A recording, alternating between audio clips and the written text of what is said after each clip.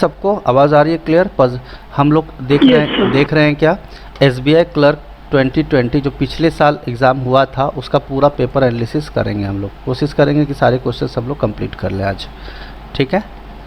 तो ये हमारा रीजनिंग का क्वेश्चन है। रीजनिंग का लगभग कितने क्वेश्चन पूछे जाते हैं? रीजनिंग में कितने क्वेश्चन पूछे जाते हैं बताइए ज़रा? 35 क्वेश्चन पूछे जाते हैं, 35 क्वेश्चन पूछे जाते हैं आपके, और आपको 20 मिनट का टाइम मिलता है एग्ज़ाम में, ठीक है? तो आप समझ सकते हैं कितना स्पीड आपका होना चाहिए, ठीक है? तो चलिए अभी हम लोग डिटेल एनालिसिस करेंगे, तो विल टेक प्रॉपर वे से हम लोग स्टार्ट करते हैं। देखिए, there are 8 employees of a company. कितने एम्प्लॉयज़ हैं? 8 एम्प्लॉयज़ हैं। And all of them are working on 8 different designation of a bank. 8 employee हैं और 8 लोग अलग अलग डेजिग्नेशन या पोस्ट पे एक बैंक में काम करते हैं। आपको ये पता भी होना चाहिए कि कौन कौन से पोस्ट होते हैं, ठीक है? आपको पता है सबसे बड़ा पोस्ट कौन सा होता है? That is chairman, CFO, chief financial officer, general manager, deputy general manager, assistant general manager, ठीक है? फिर क्या आता है? मैनेजर, फिर जूनियर मैनेजर, फिर मैनेजर, जूनियर ठीक है? तो जैसे क्लर्क के ऊपर जो पोस्ट होता है उसको हम प्रोबेशनरी ऑफिसर जिसको बोलते हैं उसको हम जूनियर मैनेजर भी बोलते हैं, ठीक है? समझ में आ रहा है ना? प्रोबेशनरी ऑफिसर को हम जूनियर मैनेजर भी बोलते हैं। क्लर्क के जस्ट ऊपर वाला पोस्ट कौन सा होता है? जूनियर मैनेजर, ठीक है? चलिए इस प्रोसेस में एक एक करके देखेंगे। All the designations given are to be consider in a given order. इस क्वेश्चन में ऑर्डर दिया हुआ है। Chairman is considered as senior most and clerk is considered as junior most. कभी कभी ऐसा होता है कि पोस्ट का प्रीफरेंस नहीं दिया हो कि टॉप सबसे किसका डेजिग्नेशन क्या होगा, बट यहाँ पे बताया प्रीफरेंस लिस्ट में सबसे पहले चेयरमैन आएगा, फिर उसके बाद नीचे चलते जाएंगे। यानी सबसे पहले चेयरमैन आएगा नंबर 1, CFO दूसरे नंबर पे, जनरल मैनेजर तीसरे नंबर पे, DGM चौथा नंबर पे, AGM 5वें नंबर पे, छठे नंबर पे मैनेजर, 7वें नंबर पे जूनियर मैनेजर, और 8वें नंबर पे क्या आएगा? मैनेजर आएगा। क्या यहाँ तक किसी को कोई दिक्कत है? बताओ जल्दी से, बोलो। ठीक है, चलो एक एक करके क्वेश्चन को हम देखते हैं, देख लेते हैं कोई आत्मा तो नहीं भटक रही, ठीक है? चलिए स्टार्ट करते हैं। अब एक एक चीज़ को अच्छे से समझना, और ये मत समझना कि हम पेपर सॉल्विंग ही कर रहे हैं, साथ साथ में हम कॉन्सेप्ट भी सीख रहे हैं, ठीक है? देखिए दिख रहा है सबको स्क्रीन? यस और नो बताओ जल्दी से। हाँ, ज़्यादा छोटा तो नहीं दिख रहा आपको? ज़्यादा छोटा दिख रहा है? ठीक है, ज़्यादा अगर ज़्यादा छोटा लग रहा है थोड़ा बड़ा कर देता हूँ। थोड़ा सा बड़ा कर दो सर। कर दिया। अब ठीक है? अब बढ़िया है? इससे ज़्यादा मेरे को पड़ेगा नहीं भाई, जो है सो वाजिब बात है, ठीक है? चलो देखो, ओनली 2%। देखो समझना, मान लो मेरे पास 8 लोग ऐसे होते, A B C D E, हमें नहीं पता कौन है, F G H। अब सवाल ये है कि सबसे सीनियर मोस्ट पर्सन को मैं यहाँ रखूँगा। समझ रहे हो मेरी बात? मेरी बात समझ रहे हो कि नहीं समझ रहे हो? बोलो। और सबसे जो जूनियर होगा, मोस्ट जूनियर यानी जूनियर मोस्ट, जिसको हम क्लर्क बोलते हैं, उसको मैं लास्ट में रखूँगा, जिसको हम क्लर्क बोलते हैं, और यहाँ पे चेयरमैन आएगा। हालांकि ऐसा कोई ज़रूरी नहीं कि A पहले आता है, मैं समझाने के लिए बता रहा हूँ। मुझे बताओ, सीनियर मोस्ट A है तो A का पोस्ट ज़्यादा अच्छा है B से? बड़ा है? अच्छा छोड़ो, बड़ा। अब मुझे तो B का पोस्ट C से बड़ा है, C का पोस्ट D से बड़ा है, D का E से बड़ा है, E का F से बड़ा है, F का G से बड़ा है, G का H से बड़ा है। यहाँ तो कोई दिक्कत है तो बताओ। ये कॉन्सेप्ट समझाने के लिए बता रहा हूँ, ये क्वेश्चन से कोई लेना देना नहीं, बस बताओ यहाँ तक कोई दिक्कत है क्या? अब मुझे बताओ। नहीं सर। अगर मैं पूछूंगा who is the second senior most person, मैं आपसे अगर पूछूं who is the most second senior most person, आप बताइए कौन है? बी आएगा सेकेंड सीनियर मोस्ट। मैं पूछूंगा थर्ड सीनियर मोस्ट कौन है? Third to the senior most, तो आप बोलोगे थर्ड सी है। चलो ये बात तो समझ में। अब मैं कुछ सवाल और पूछता हूँ आपसे, क्योंकि इस चीज़ के लिए थोड़ा ज़रूरत पड़ेगा। मुझे बताओ सी से कितने लोग ज़्यादा सीनियर हैं? 2 जन। सी से दो। बहुत बढ़िया, वेरी गुड। सी से कितने लोग ऐसे हैं जो जूनियर हैं? 5। गड़बड़ मत करो, हाँ अच्छे से जवाब दो। ठीक है। 5 लोग हैं अब मुझे पाँच। बताओ डी से कितने लोग सीनियर हैं? 3 मुझे बताओ डी से कितने लोग जूनियर हैं? 4 क्या कोई दिक्कत है? अब मैं बोल रहा हूँ कि यहाँ पर ए है और यहाँ पे जी है, यस और नो? मुझे बताओ ए और जी के बीच में कितने लोग हैं? 5। क्या मैं इस 5 को ऐसे बोल सकता हूँ मोर देन 4? क्या Yes, मैं sir. इस 5 को मैं Yes, मोर देन sir. 4 बोल सकता हूँ? नहीं बोल सकता हूँ। Yes sir. क्या मैं इस 5 को मोर देन 3 बोल सकता हूँ कि नहीं बोल सकता हूँ? बोलो। Yes, sir. मोर देन 2 भी बोल सकता हूँ, ठीक है ना? इसमें कोई दिक्कत है तो बताओ। चलो अगला सवाल, अब ध्यान से देखो, क्या ई और एफ साथ साथ में आ रहे हैं कि नहीं आ रहे हैं? बोलो। जब देखो ये सब मैं इसलिए सिखा रहा हूँ क्योंकि यहाँ पे यूज़ होने वाला है। H is just senior to E, तो मैं बोलूँगा अगर इन दोनों के बारे में पूछूंगा तो मैं क्या बोलूँगा? E is just senior to F. कैसी यस बात और नो? बोलो। लेकिन अगर मैं बोल रहा हूँ कि सी इज़ सीनियर टू एफ, तो क्या इस बात का क्लियरेंस है कि सी जस्ट सीनियर है? हो सकता है 2 सीनियर आ जाए, हो सकता है 1 सीनियर आए, हो सकता है बीच में क्या खटपिट कर रहे हो? म्यूट करो अपने आप को। जहाँ खटपिट बच्चा बुतरू दिख रहा है एकदम म्यूट कर लो 2 मिनट के लिए। बच्चा बुतरू को एकदम एंटरटेन नहीं करो आसपास में, ठीक है? चलिए कहाँ थे हम लोग? मैं आपसे पूछ रहा हूँ B is senior to F, क्या ये बात समझ में आ रहा है? अगर मैं बोल रहा हूँ B is senior to F, इसका मतलब क्या है कि बी और अब देखो जब मैं बोल रहा हूँ बी सीनियर टू एफ, इसका मतलब मैं बीच में एरो बनाऊँ, इसका मतलब समझते हो क्या है? जस्ट सीनियर भी हो सकता है या इनके बीच में भी कुछ लोग आ सकते हैं। क्या ये बात समझ में आ रहा है? नहीं आ रहा है? बोलो। Yes sir. लेकिन Yes, sir. अगर मैं ऐसा लिखूं बी और एफ, तो इसका मतलब क्या? ऊपर एरो बना दिया, इसका मतलब क्या? B is just senior to F. समझ में आया कि नहीं आया? बोलो। कोई एरो बीच में नहीं बनाया तो कोई दिक्कत है? कॉन्सेप्ट समझ में आ रहा है? बोलो। सर कोई प्रॉब्लम तो नहीं है? बढ़िया चल रहा है, ठीक है? बोलो। ठीक है, स्टार्ट करें क्वेश्चन। तैयार है आप लोग? Yes, sir. चलिए। अच्छा एक पॉइंट और रह गया, बस एक पॉइंट मुझे और बताना है। देखो इस क्वेश्चन एक पॉइंट मुझे बताओ, क्या मैं इस बात के लिए आप लोग मानते हो? मुझे बताओ सी से कितने लोग सीनियर हैं? 2 लोग। क्वेश्चन में ऐसे दे सकता है कि सी से जितने लोग, एक सेकंड, सी से जितने लोग सीनियर हैं उतने ही एफ से जूनियर हैं। ऐसा क्वेश्चन एग्जामिनर दे सकता है आपको, अभी देने वाला भी है, चिंता मत करो।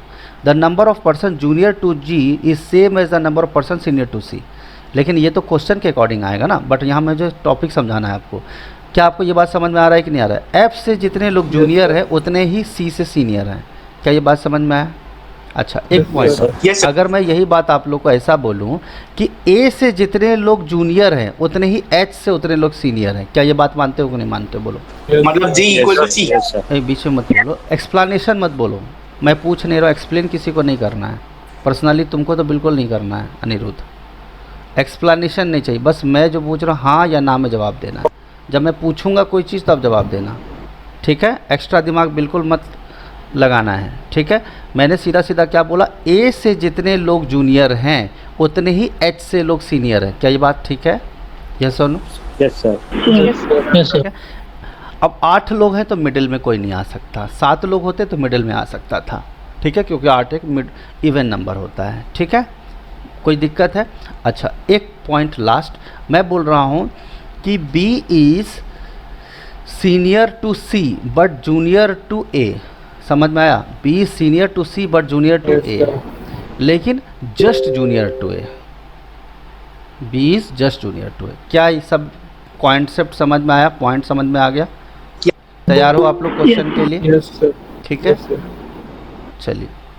इतना लेट क्यों आते हो आप लोग? हैं इतना लेट आओगे तो फिर तो पता चला स्टार्टिंग में क्या हुआ पिक्चर में पता ही नहीं चलेगा। चलो स्टार्ट करते हैं, ठीक है? चलो आराम आराम से चलेंगे और जितने पॉसिबल केसेस हो सकते हैं वो हम बनाएंगे, ठीक है ना? ओके चलिए देखिए, तो एक बात तो पक्का हो गया जी कि कितने लोग हैं। आप देख रहे हो ABCD है तो कहीं ना कहीं शायद ABCD यूज़ हुआ होगा। आप लोग इस पे ध्यान मत देना अभी, है ना। इस तरह से हम सॉल्व करने वाले भी नहीं हैं, हम लोग को बनाने का तरीका अलग होगा। रेडी हैं आप लोग? यस और नो बताइए जल्दी से। चलो, ओनली अब देखो मैं यहाँ पे लिख रहा हूँ 3 4 5 6 7 8। अब यहाँ पे मैंने एक एरो खींच दिया, इसका मतलब इधर कोई नहीं है और इधर भी कोई नहीं है। क्या ये बात समझ में आता है? बोलो जल्दी से।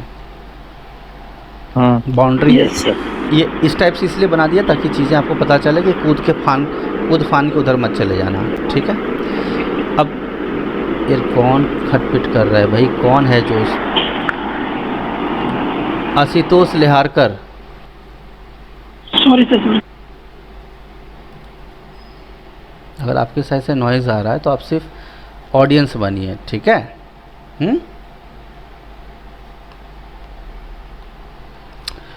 सब लोग इतने किस्मत वाले नहीं होते कि पेरेंट्स जो है ना, मतलब पूरा मतलब इतने किस्मत वाले नहीं होते कि क्या बोलते पूरा शांति हो, लेकिन समझने की कोशिश पूरा कीजिए आप लोग अच्छे से, ठीक है। ठीक है, देखो, क्योंकि वीडियो रिजेक्ट होगा ना तो इससे एम्बैरेसिंग बात नहीं हो सकती, क्योंकि हेड ऑफिस में वीडियो रिजेक्ट हो जाता है, मैं कुछ नहीं कर पाऊंगा। क्योंकि ऐसे बहुत सारे बच्चे हैं जो बोल रहे हैं कोडिंग डिकोडिंग का सर नहीं दिया, नहीं भेजा, नहीं अपलोड हुआ है। मैं क्या कर सकता हूँ? तुम लोग चिल्लम चिल्ली खटर पिटरी करते रहोगे तो वीडियो रिजेक्ट होगा ही ना। चलो, only 2 person are senior to B. मुझे बताओ, अभी मैं कुछ बोल रहा था मैं भूल गया तुम लोग के चक्कर में। 3 2 5 6 7 8। आप मुझे बताओ यहाँ पे एरो बनाया था सर आपने। हाँ कोई बात नहीं, रुको ना, थांबा। अगर मैं एरो बीच में नहीं भी बनाऊं तो क्या आपको ये बात समझ में नहीं आएगा कि यहाँ पे सीनियर मोस्ट आदमी आएगा? क्या ये बात समझ में? लेफ्ट एंड पे जो भी आएगा वो सीनियर मोस्ट होगा। अगर मैं एरो नहीं बनाऊं तो कोई दिक्कत है? बताओ। नहीं सर। क्या ज़रूरत है इतना टाइम वेस्ट करने का एग्ज़ाम में? अब मुझे बताओ क्या लिखा? Only 2 person are senior to B. मुझे बताओ, अगर 2 ही लोग बी से सीनियर हैं तो सीनियर वाले इधर आते हैं और जूनियर वाले इधर आते हैं। कोई डाउट है तो बताओ, यहाँ पे कोई प्रॉब्लम है? बोलो। इसके हम 2 कंडीशन बना लेते हैं। वैसे तो एक में भी बन जाता है काम, लेकिन हम 2 बना लिया, ठीक है, कि 2 लोग ही सीनियर मोस्ट हैं, सीनियर हैं, ओनली 2। तो मुझे बताओ यहाँ पर हमारा क्या हो गया? इसके आगे कोई नहीं जाएगा। क्या ये बात समझ में आया नहीं आया? बोलो जल्दी से। जो भी होना है इधर होना है, इधर कुछ नहीं होगा। समझ में आया कि नहीं? बी से कोई 2 ही लोग सीनियर हैं, कौन है नहीं पता, लेकिन तीसरा आदमी इधर नहीं हो सकता। क्या यहाँ तक कोई डाउट है तो जल्दी बताओ बाबू, बोलो। यहाँ तक कोई प्रॉब्लम है तो जल्दी बताइए, यस और नो, बोलो। अब मुझे बताओ। नहीं, डाउट नहीं है। अब बताओ, जब 3 लोग आ चुके तो इधर कितने लोग होंगे? 5 3 6 2 8। यस और नो? क्या इसके अलावा भी कोई संभावना है तो बताओ जल्दी से। इसके अलावा भी कोई चांस है क्या? नहीं। बता दो, कोई जुगाड़ उगाड़ बैठे तो नहीं ना। पक्की बात है, जब 3 लोग इधर हो गए तो 5 ही लोग बचे हैं। इसमें कोई कॉमन सेंस भी लगाओगे तो तुम्हारा काम चल जाएगा। इसमें इंटेलिजेंस की कोई ज़रूरत नहीं थी। अब आता है इंटेलिजेंस की बातें। ओनली 1 डेजिग्नेशन, यानी 1 designation lies between B and G. B और जी के बीच में कितना डेजिग्नेशन होना चाहिए? जल्दी बताओ। एक। तो मुझे बताओ, एक। क्या उन्होंने बोला लेफ्ट हैंड राइट हैंड? कुछ नहीं बोला। तो बी और जी के बीच में एक यहाँ भी आ सकता है, एक ये देखो, यस और नो। और बी के राइट साइड में भी जी आ सकता है, एक डेजिग्नेशन हो सकता है। क्या कोई डाउट है तो बताओ जल्दी से, बोलो। कोई डाउट है? नहीं सर। एकदम आराम से चलेंगे, कोई जल्दबाजी नहीं, ठीक है। अब अगला सवाल देखो, पॉइंट देखो। The number of persons junior to जी।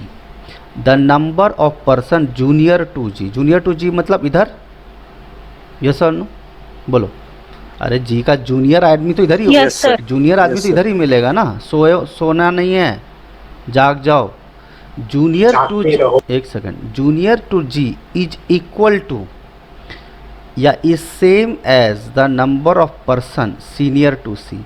तो मुझे बताओ, सीनियर टू सी किधर मिलेगा? इधर मिलेगा। क्या ये कहानी समझ में आया कि नहीं? जल्दी बताओ। Yes sir. सीनियर। अब मुझे बताओ, पहला केस फर्स्ट में हम बात करते हैं। केस फर्स्ट में कितने लोग जी के जूनियर हैं? 3 3 6 एक साथ। तो सी के सीनियर कितने लोग होंगे? यहाँ पे आएगा सी। बोलो, इसमें कोई डाउट है तो बताओ जल्दी से। No sir. No sir. अब मुझे बताओ, जी का जूनियर तो इधर ही मिलेगा, इसमें कोई 50 ग्राम का कोई डाउट है तो बताओ जल्दी जल्दी बता दो बाबू। No sir. अगर जी का जूनियर इधर मिलेगा तो कितने लोग जूनियर हैं जी के? 3। 3। तो मुझे बताओ 3 छोड़ के सीनियर सी होना चाहिए। बोलो। Yes sir. अगर पीछे से चलोगे 1 2 3 छोड़ के जी मिला तो आगे से 3 छोड़ के सी कर लो काम। बात इस बराबर, बात इस बराबर। यस और नोट। इंग्लिश पे ध्यान ना देना, रीजनिंग पढ़ा रहा हूँ मैं, ठीक है? थोड़ा ग्रामेटिकल एरर इग्नोर कर देना, ठीक है? बात इस बराबर, हालांकि हिंदी इंग्लिश मिक्स हो गया। समझे कि नहीं बात को? बोलो। जी से जितने छोटे हैं तो हम दिख रहा है 1 2 3, तो सी से उतने ही सीनियर होने चाहिए। तो 3 लोग सीनियर हैं सी से, तो सी आ गया। मुझे बताओ क्या कोई केस में कोई प्रॉब्लम है अभी तक? दोनों केस जिंदा है, दोनों केस चल रहा है। आगे अगली कहानी देखो क्या है। H is just senior to E. अब मुझे बताओ, सीनियर आदमी तो लेफ्ट में आता है और जूनियर आदमी लेफ्ट राइट में आता है। यस और नो? अब बताओ, क्या ई के जस्ट सीनियर एच है? क्या यहाँ तक समझ में आया? कोई बताओ जल्दी से बताओ। Yes sir. लेकिन इंटरेस्टिंग बात देखो, बट का मतलब क्या होता है? जस्ट बगल वाला आदमी या पहला वाला आदमी? मुझे बताओ। But first person. ये मैंने पढ़ा भी चुका हूँ। जो बच्चे नए हैं आप बिल्कुल चिंता मत कीजिए, फिर से पढ़ाया जाएगा। और फिर भी कोई बच्चा नया एडमिशन लिया है तो वीडियो जा कर के सीटिंग अरेंजमेंट का देख लो, ताकि 50% काम आपका रेडी रहे। तो चलो, H is just junior to G और बट का मतलब होता है पहला पर्सन, एंड का मतलब भी पहला पर्सन और बट का मतलब भी पहला person. And junior to C, तो कौन है जूनियर टू सी? एच। अगर एच जूनियर है तो एच राइट साइड में रहा होगा सी के। अब जरा मुझे बताओगे कि मैंने बीच में एरो क्यों बनाया? बताओगे क्यों बनाया? मैंने CHE क्यों नहीं लिखा? अब बताओ क्यों नहीं लिखा ऐसा? जस्ट सीनियर नहीं है। क्योंकि उन्होंने लिखा नहीं है कि जस्ट जूनियर टू सी नहीं लिखा है। जस्ट सीनियर टू ई तो लिखा है H, but just junior to C नहीं लिखा। हो सकता है, ऐसा नहीं है, जस्ट जूनियर हो सकता है, लेकिन ऐसा भी हो सकता है कि सी और एच के बीच में कुछ और लोग आ जाए। ठीक है? बोलो ठीक है।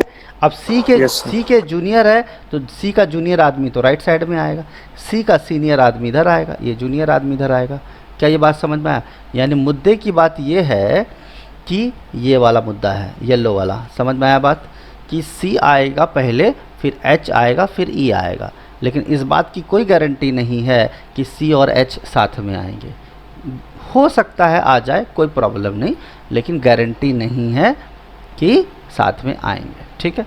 अब मुझे बताओगे, अभी आपको दिव्य दृष्टि दिखाऊं, देखोगे? यस और नो? मुझे बताओ, जब एच के सी के बाद एच ई आना है, अब यहाँ पे भाई साहब सी है तो एच ई कहाँ आएगा? पाताल लोक में। बताओ, आ सकता है कभी? बोलो। सर यानी ये पहला कंडीशन क्या हो गया? गलत हो गया। क्या? यहाँ तक सेकंड कंडीशन इज परफेक्ट। बीच में मत बोलो, ठीक है? गलत हो गया? समझ में आया बात? कोई प्रॉब्लम? सी का राइट साइड में एच ई को होना चाहिए, जबकि यहाँ पे 11,000 वोल्ट का पोल लगा हुआ है। चलिए आगे की गाड़ी बढ़ाते हैं। मोर सर, हाँ बोलो। एच और समझा दो ना। क्या एच और ई? अभी तो बताया। हाँ सर। अरे यार सर चैट बॉक्स में टीना ने टाइप किया है। अच्छा कोई बात नहीं, कर देता, कोई दिक्कत नहीं। देखो कोई चिंता वाली बात नहीं करनी। देखो बस एक चीज़ का आप ध्यान रखना कि थोड़ा कंसंट्रेशन लेवल अच्छा रखो आप लोग, है ना? अगल बगल में दूध बॉयल करने चढ़ा दिए हो तो दूध को गिरने दो, लेकिन चेयर को मत छोड़ना, क्योंकि सावधानी हटी सीधा दुर्घटना घटी होगा। H is just senior to C. Just senior का मतलब क्या होता है? H is just senior to E. तो ई का सीनियर आदमी किधर आएगा? लेफ्ट साइड में आएगा, क्योंकि सीनियर मोस्ट ये लेफ्ट हैंड में होता है और जूनियर मोस्ट राइट हैंड में होता है। यस और नो? बोलो। तो ई का जो सीनियर है, ई का सीनियर कौन है? H is just senior to E. तो ई का सीनियर कौन है? एच। तो ई का सीनियर किधर आएगा? लेफ्ट साइड में आएगा, तो इधर आ गया। जस्ट सीनियर है इसीलिए पड़ोसी है। बट किसको डिनोट करता है? पहले वाले को। किसको डिनोट करता है? पहले वाले को, ठीक है। बट जूनियर टू सी, यानी एच इज जूनियर टू सी। अब एच सी का जूनियर है, तो मुझे बताओ सी का जूनियर आदमी किधर आएगा? राइट साइड में आएगा। बोलो यस और नो, बोलो। Yes sir. तो एच इज क्या? जूनियर टू क्या? बोलो। एच इज जूनियर टू सी, है ना। एच इज जूनियर टू क्या? सी। यहाँ से देखो, ठीक है। तो सी का जूनियर है, लेकिन क्या यहाँ पे ऐसा लिखा है जस्ट जूनियर टू सी लिखा है क्या? नहीं। तो इसका मतलब सी और एच के बीच में कुछ लोग आ सकते हैं, ठीक है। जस्ट जूनियर होता तो हम कैसे लिखते? एच और ई तो था ही, और जस्ट जूनियर रहता सी का तो हम सी एच लिखते। क्या लिखते? सी एच लिखते। लेकिन जस्ट जूनियर नहीं लिखा है, इसीलिए हमने क्या किया है? बीच में एक एरो बना दिया। बीच में एरो बनाने का मतलब हो सकता है सी एच साथ में भी आ जाए, एक आदमी भी हो सकता है, दो आदमी भी हो सकता है, तीन आदमी भी हो सकता है, चार आदमी भी हो सकता है। चार से ज़्यादा नहीं हो सकता, क्योंकि तीन लोग यही लोग हैं, तो 4 + 3 7 होता है। ऐसा नहीं कि 5 लोग आ जाएंगे, ऐसा हो ही नहीं सकता। जब सी एच ई अपने आप में 3 लोग हो गए तो 5 लोग बीच में कैसे आएंगे? तो 9 हो जाएगा ना, ठीक है। 5 से ज़्यादा नहीं होना चाहिए अगर आते भी हैं तो, ठीक है। चलो बोलो, यहाँ तो कोई डाउट है तो बताओ जल्दी से। No sir. अब मुझे बताओ, मेरे पास बचा है सी एच और ई। अगला कहानी हम पढ़ते हैं, देखना। एकदम कंसंट्रेशन लेवल मेंटेन रखो। चलिए, more than 4 designation lie between H and F. मुझे बताओ एच और एफ के बीच में कितने लोग होने चाहिए? 4 से ज़्यादा लोग। अच्छा ये बताओ, 4 से ज़्यादा लोग होंगे तो कितने लोग हो सकते हैं? आप बताइए ज़रा मुझे। या तो 5 हो सकते हैं या 6 हो सकते हैं। 6। इससे ज़्यादा तो नहीं हो सकते, क्योंकि टोटल 8 लोग हैं। तो मान लो 5 लोग आए बीच में, तो हो सकता है कि इधर कोई एक आ जाए या इधर कोई एक आ जाए, संभव है। लेकिन एच और एफ के पीछे 6 लोग आ जाएंगे तो ना इसके लेफ्ट में कोई आएगा ना इसके राइट में कोई आएगा, जो कि संभव है या नहीं है वो हम देखेंगे। तो मुझे बताओ, जब मैं बोल रहा हूँ एच और एफ के पीछे 4 से ज़्यादा लोग हों तो कितने कितने लोग पॉसिबल हैं आने के लिए? या तो मैक्सिमम 5 या फिर 6। क्या ये बात समझ में आया? नहीं आया? बोलो जल्दी से। हाँ सर। ठीक है, इसमें कोई दिक्कत नहीं, ठीक है। चलिए अगली कहानी। आगे बोला गया है, आगे क्या बोला गया है? डी इज़ जूनियर टू ए। यहाँ ए लिखा, और जूनियर आदमी किधर आता है? राइट साइड में आता है। लेकिन क्या मैंने ये सही बनाया? नहीं, पूरी तरह से सही नहीं है। डी इज़ जूनियर टू ए। अब बताओ, अब सही बनाया कि नहीं बताया? क्योंकि उन्होंने जस्ट जूनियर थोड़ी बोला था। जस्ट जूनियर बोलता तो एडी साथ में आते, लेकिन जस्ट जूनियर नहीं बोला है, तो हो सकता है ए और डी के बीच में कुछ लोग आ जाएं, 1 2 जो भी आए, है ना। लेकिन ऐसा भी हो सकता है एडी साथ में आए, लेकिन श्योर इस बात का नहीं है। तो मेरे पास सिर्फ कितने कंडीशन बचे हैं बताओ? एक सी एच ई वाला बचा है। एच और एफ के बीच में कितने होने चाहिए? या तो 5 या 6, और ए के राइट साइड में क्या होना चाहिए? डी होना चाहिए। यस और नो? बोलो जल्दी से। क्या ये बात समझ में आ रहा है नहीं आ रहा है? बोलो। तो मुझे बताओ कि कहाँ से हमको स्टार्ट करना चाहिए, कौन से कंडीशन से स्टार्ट करना चाहिए? बोलिए, which condition we should start from? Tell me. मुझे बताओ कि अगर एच के बीच बहुत अच्छे, वेरी, एच और एफ के बीच में 5 और 6 लोग आ सकते हैं। तो चलो एक एक करके हम चीज़ों को समझते हैं। यहाँ पर अगर मैं एच रखता हूँ सपोज, देखना, तो मुझे बताओ एफ कितना छोड़ के पीछे हो सकता है? एक बात तो कंफर्म है ना, एच लेफ्ट साइड में आएगा। बोलो बोलो। कोई कंफर्म नहीं है, कोई कंफर्म नहीं है। एच इधर भी आ सकता है, एच इधर भी आ सकता है, ठीक है। तो चलो मैं एच, पर सर वो सी से जूनियर है ना, तो राइट में आएगा सर एच। मैं करने वाला था, लेकिन चलो तुमने बता दिया तो ठीक है, मैं आगे बढ़ता हूँ। मैं उसको बोल करके काटने ही वाला था, लेकिन तुमने बोल दिया तो चलो अच्छी बात है, कोई बात नहीं। बोल दिया तो फिर गाड़ी को आगे बढ़ाते हैं। चलो मुझे बताओ सी के बाद एच ई आना चाहिए, यस और नो? तो मुझे बताओ सी के बाद एच ई आना चाहिए, तो कभी एच और ई इधर आएगा? बोलो। No sir. यानी सी के बाद एच और ई आना चाहिए। तो मेरे पास क्या संभव है? सी एच, अगर सी यहाँ है तो या तो एच यहाँ आ गया, ई यहाँ आ गया, यही एक संभावना ये है। और दूसरा ऑप्शन क्या है? एच यहाँ आ गया, ई यहाँ आ गया। क्या इस दोनों के अलावा कोई पॉसिबिलिटी है एच और ई को साथ में आए? अब देखो हैं तो हस्बैंड वाइफ, जिएंगे साथ में, मरेंगे साथ में। तो देखो ये एच ई का 2 जगह खाली था, या ये एच ई का 2 जगह खाली था। बोलो इसमें कोई तकलीफ है आपको? बताइए जल्दी से। No sir. एच ये वाला पोजीशन है, ध्यान रखना। अब मुझे बताओ एच और एफ के बीच में कितने लोग होने चाहिए? 5 या 6? 5 या 6। अब मुझे बताओ हाँ, अगर सर। तुम एच को यहाँ रखोगे तो एच और एफ के बीच में 5 लोग रख पाओगे? देखो 1 2 3 4 5 कहाँ से रख पाओगे? बोलो, हाँ। कॉमन सेंस लगाओ जरा बाबू। अभी मैं किसी को अलाउ नहीं कर रहा हूँ एंट्री के लिए, किसी बच्चे को आने नहीं दे रहा हूँ मैं, अभी बीच में डिस्टर्ब करने आते हैं। एच को तुम यहाँ रखोगे तो एच और एफ के लिए 5 लोग तो कम से कम चाहिए अपने को। तो देखो एच तुम यहाँ रखोगे तो पहला, दूसरा, तीसरा, चौथा, 5वां, तो एफ कहाँ जाएगा? पोल के उस पार तो जा नहीं सकता, करंट मार देगा उसको। तो मुझे बताओ एच कन्फर्म किधर आएगा? बताओ बाबू, कन्फर्म इधर आएगा। Second last. तो ये गलत, इसको इग्नोर कर दो। क्या इसमें कोई तकलीफ़ हुआ तो बताओ जल्दी बाबू। अगर एच यहाँ पे है तो कन्फर्म एफ 5 छोड़ के आ सकता है या 6 छोड़ के, बट हमारा 6 छोड़ का ऑप्शन ही नहीं है, संभव ही नहीं है। 1 2 3 4 5 ही संभव है, तो एफ यहाँ आया। बोलो इसमें कोई तकलीफ़ है तो बताओ जल्दी से, बोलो। और क्या No, सामने sir। वाले ने बोला है? ए बड़ा होगा डी से। तो मुझे बता 2 ही जगह खाली है और हम ए को कहाँ रखेंगे और डी को कहाँ रखेंगे? आई होप सब लोग को समझ में आ रहा होगा।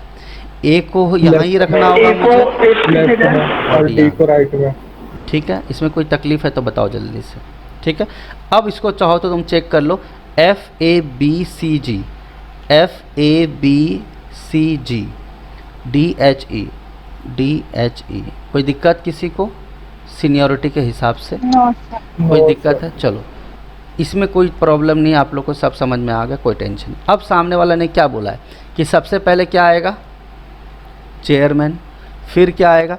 जिस ऑर्डर में ये दिया है उसी ऑर्डर में आपको मेंटेन करना है। लिखा है ना, all the designations given are to be considered in the given order. Order पहले से दिया है। कुछ क्वेश्चन ऐसे होते हैं जिससे ऑर्डर सेम नहीं होता है। तो ये चेयरमैन हो गया, ये CFO हो गया, बी हो गया GM, सी हो गया क्या? बोलो। DGM, जी क्या हो गया? AGM, और डी हो गया GM, सॉरी मैनेजर, मैनेजर। और फिर ये जूनियर मैनेजर और ये क्लर्क। तो देखो इसमें कोई दिक्कत नहीं। अब हम लोग यहाँ से देख करके डायरेक्ट आंसर दे सकते हैं। बोलो, कॉन्सेप्ट समझ गए ना तुम लोग? बोलो, कॉन्सेप्ट समझ गए? अब क्वेश्चन आएगा तो हम यहाँ से आंसर दे सकते हैं कि नहीं दे सकते हैं? बोलो। अब बार बार ऊपर नीचे करने की ज़रूरत नहीं है। समझ में आया बात? क्लियर है कि नहीं? बोलो जल्दी से। ठीक है, चलो इसका स्क्रीनशॉट मैं भेज देता हूँ। अब जो लोग आए हैं आत्मा भटकते हुए उनको अलाउ कर देते हैं।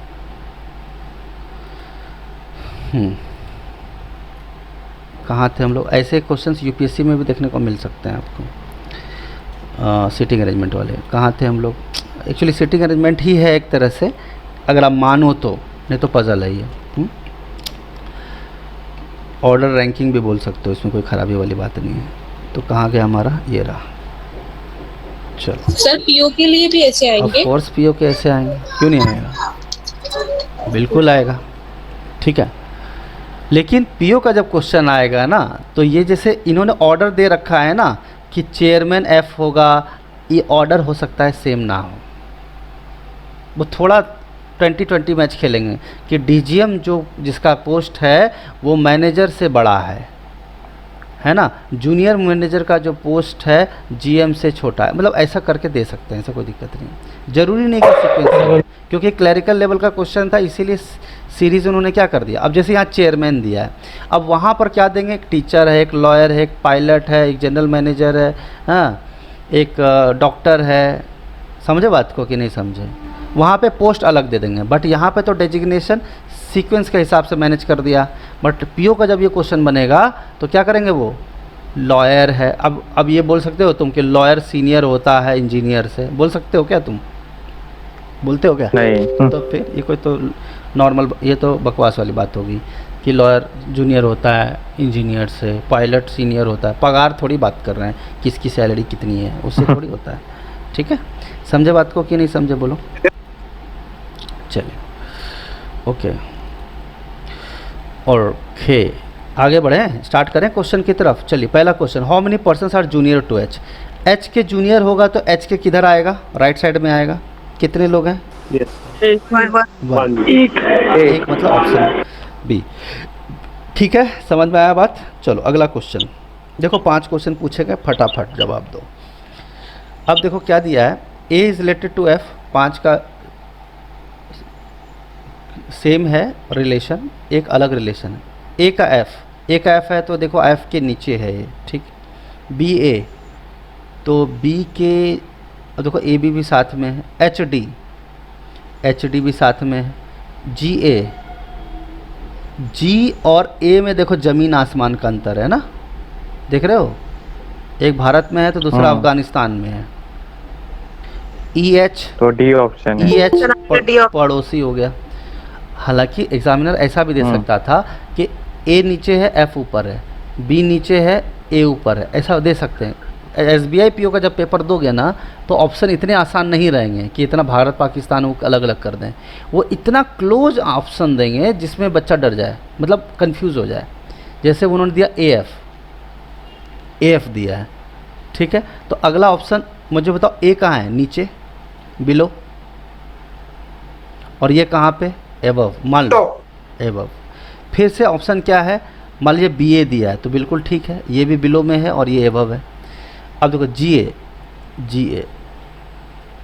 ए कौन सा ऑप्शन है? जी ए में तो भारत पाकिस्तान हो गया यहाँ पे। चलो एच डी की बात करते हैं। एच कहाँ है? नीचे है, डी ऊपर है। अब एक ऑप्शन ऐसा भी देंगे वो बी सी, नहीं सी बी, और एक ऑप्शन रहेगा आपका एच ई। मुझे बताओ इस 5 में ऑड मैन आउट निकालो, तुम लोग निकालो ऑड मैन आउट। एच। अब देखो पड़ोसी ढूंढोगे तो सबका मिलेगा, लेकिन हर बार में जो सेकंड है, पहला नंबर जो अल्फ़ाबेट आ रहा है वो नीचे है, बी नीचे है ना? बोलो समझ में आ रहा है कि नहीं आ रहा? लेकिन एच ई में है ना, एच एबव। तो समझ, बस ऐसा क्वेश्चन, मतलब जब एसबीआई पीओ वाले ना थोड़ा इतना क्लोज ऑप्शन देंगे कि बच्चा क्या कर दे। पड़ोसी ढूंढोगे तो नहीं होगा काम। ये तो क्लरिकल लेवल है तो ज़्यादा एक्सपेक्ट नहीं करते हैं कि बच्चों के पास दिमाग होगा, इसीलिए सैलरी भी 40-45 हज़ार तक ही रहता है।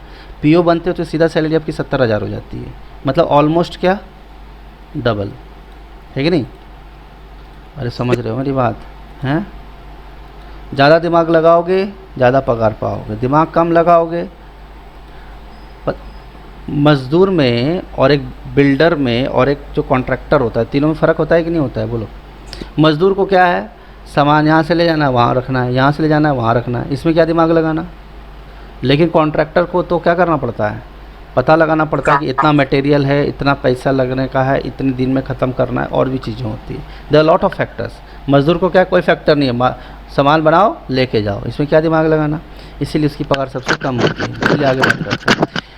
तो how many designation gaps are between A and D? A और डी के बीच कितने गैप हैं बताओ जरा? बी सी जी 3 है, समझ गए? स्क्रीन ऊपर ले जाने की कोई ज़रूरत नहीं है ना? नहीं है ना? बोलो। सर सॉरी टू डिस्टर्ब, हाँ। बट सिलेक्शन के टाइम पे परसेंटेज भी मैटर करता है क्या ग्रेजुएशन का? नहीं, कोई परसेंटेज ग्रेजुएशन का मैटर नहीं करता है, कोई मैटर नहीं। आप पास होने चाहिए बस, 40% एंड एबव होना चाहिए, ऐसा कोई दिक्कत। ओके ठीक है, ओके सर, थैंक यू। दिक्कत नहीं, ठीक है। हुए उस हिसाब से तो मोदी जी फेल हो जाए। ठीक है, तो स्कूल के जितने भी टॉपर हैं वो तो मंत्री ना बन पाए हैं। यस। खैर छोड़ो, वो सब बात नहीं करता हूँ मैं, ठीक है। ओके चलिए आगे बात करते हैं। Who among the following is just senior to B?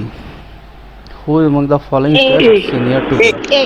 A. Just senior to B। अब जो सीनियर होगा ऊपर होगा ए, ए भी ऑप्शन है, कोई दिक्कत नहीं। ठीक, चलो अगला क्वेश्चन, एजीएम कौन है? एजीएम का पोस्ट किसको मिला है? जी को मिला है। जी। ठीक है, जी कौन सा ऑप्शन है? सी। आपको पता चला, मैंने आप लोगों को कुछ पजल्स कराए थे पिछले बार, जो एमबीए का क्वेश्चन था, उसमें देखे थे कितना हेरा फेरी था। This pair is related to this is related to this. समझ रहे हो मेरी बात?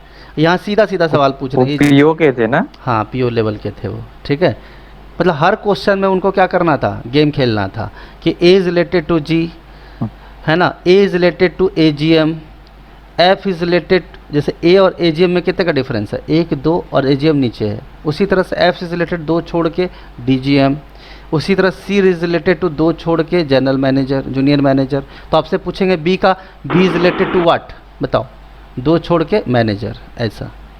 इसमें भी दिमाग लगा देते हैं। अभी क्लर्क का एग्जामिनेशन का क्वेश्चन सीधा सीधा पूछे, बाबू तुमसे ज़्यादा हम एक्सपेक्ट नहीं करते, चुपचाप बता दो एजीएम कौन है, बोलेगा जी है, बस, ज़्यादा दिमाग लगाने का नहीं।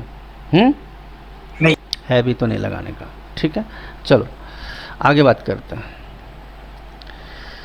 चलिए आगे की बात करते हैं। अब आता है हमारे पास क्या, ये क्या बोलते हैं, सिलोजिज्म के क्वेश्चन। अच्छा ये बताओ, मैं सारे सीटिंग अरेंजमेंट पहले करा दूं आपको, फिर उसके बाद ये टुच्चा टुच्चा क्वेश्चन कराता हूं मैं, हैं? बराबर ना? हाँ चलेगा। क्योंकि ये सब तो तुम टुच्चा टुच्चा क्वेश्चन कर ही लोगे, नहीं भी करोगे तो चिंता वाली बात नहीं है, मैं कराऊंगा, इसमें कोई दिक्कत नहीं। चलो ये सेटिंग अरेंजमेंट का क्वेश्चन पूछा है, ठीक है, ये करा देता हूँ मैं। पहले पजल्स वाला ख़त्म कर लेते हैं एक बार। There are 8 persons ABCDEFGH sitting around a circular table facing towards the centre. देखो 8 लोग हैं, तो देखो मैं पहले ऐसे बना दिया। चलो 2 कंडीशन ले लेते हैं, हालांकि मेरा कोई इरादा नहीं था 2 लेने का, 1 से भी काम चल जाता है, लेकिन कुछ लोगों की किडनी में अटैक ना आ जाए, इसीलिए मैंने 2 कंडीशन बना दिए। अब ऐसा नहीं कि तुम 4-4 कंडीशन बनाने लगो, फिर तो मामला ख़राब हो जाएगा। ठीक है, और सब लोग कहाँ देख रहे हैं, सेंटर की तरफ देख रहे हैं। जो लोग नए हैं वो लोग घबराना मत, ठीक है। अब मुझे बताओ, ये सेंटर बनाने से आपको दिख रहा है ये टेढ़ा नहीं हो गया, टेढ़ा हुआ कि नहीं है, बोलो, अजीब सा नहीं लग रहा है, बोलो, अरे बोलो ना, हाँ। मुझे बताओ, क्या ये इसके सामने में, जस्ट सामने में दिखता है क्या? नहीं दिखता है। इसीलिए मैं रिकमेंड करता हूँ कि आप क्या करो, स्क्वायर बनाया करो। इसलिए मैं क्या करता हूँ, सर्कल बनाओ, स्क्वायर बनाओ, एक ही बात है। लेकिन अगर गलती से ये बी है और ए है और पूछ लेगा ई के अपोजिट क्या है, और तुमने गंदा सा डायग्राम बनाए हो, तो तुमको ई से तुरंत अपोजिट क्या कर दोगे, तुम बी कर दोगे और गलत हो जाएगा। इसलिए व्हाट आई रिकमेंड कि आप क्या बना लो, स्क्वायर बना लो। ऐसा नहीं है कि सर्कल, बट वहाँ पे क्या एग्ज़ाम में तुम ड्राइंग करने बैठे हो क्या, और गलती से और थोड़ा भी गंदा ड्राइंग कर दिए तो बस नैया पार हो, मामला ख़राब हो जाएगा। ठीक है, चलिए देखो, इसीलिए स्क्वायर बनाओ या सर्कल, कोई फ़र्क नहीं पड़ता। सॉरी, आंसर वहाँ पे मतलब सबमिट करने के लिए एक्स्ट्रा मार्क्स मिलना चाहिए, नाइस ड्राइंग के लिए एक्स्ट्रा मार्क्स लेके क्या करोगे, नौकरी लो ना, तुम्हें दिया जाएगा एक्स्ट्रा। चलो देखो यहाँ पे इंस्ट्रूमेंट दिया जाएगा, स्कूल का एग्ज़ाम है, ये इंस्ट्रूमेंट दिया जाएगा। अब मुझे बताओ, कुछ भी मैं कोशिश कर लूँ, मैं ईमानदारी से कुछ भी पूछूंगा, ए का अपोजिट क्या है, मैं कितना भी गंदा डायग्राम बनाऊंगा तो ये अगर बी है तो है कि नहीं है, बोलो। अब सर्कल बनाते दुखी हो जाते, अरे यार कौन किसका अपोजिट था। तो उसके लिए तुमको सोच समझ के सर्कल बनाओ, 5 सेकंड एक्स्ट्रा वेस्ट करोगे, तो इससे अच्छा स्क्वायर ही बना लो, इसमें क्या फ़र्क पड़ता है। ठीक है, चलो, B sits third to the right of A, क्या लिखा है बताओ जल्दी से। B sits third to the right of A, मान लो ये ए है, सब एंटर की तरफ देख रहे हैं।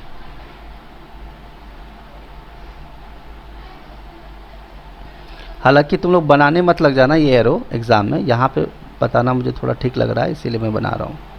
ठीक है, खाली लाइन भी खींच दोगे, बस समझ में आना चाहिए कि कौन किसके राइट में है। B sits third to the right of A, मान लो ए ऊपर है तो राइट साइड इधर किधर आएगा, या फिर आप ऐसे भी सोच सकते हो। चलो कुछ लोग को तकलीफ होगी,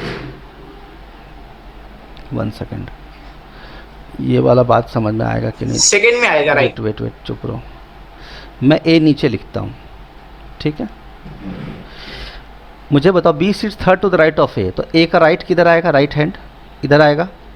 third to the right of A, तो पहला राइट ये हो गया, दूसरा राइट ये हो गया, तीसरा राइट ये हो गया। बोलो कोई दिक्कत, कोई प्रॉब्लम? फिर से इसी चीज़ को दोबारा हम लिख देते हैं, P sits third to the right of A, first right, second right, third right, यहाँ पे बी लिख दिया। कोई प्रॉब्लम किसी को? बोलो बोलो। No sir. अब देखो अगला लाइन क्या दिया, only 1 person seat between B and D. B और डी के बीच कितने लोग हैं? एक है।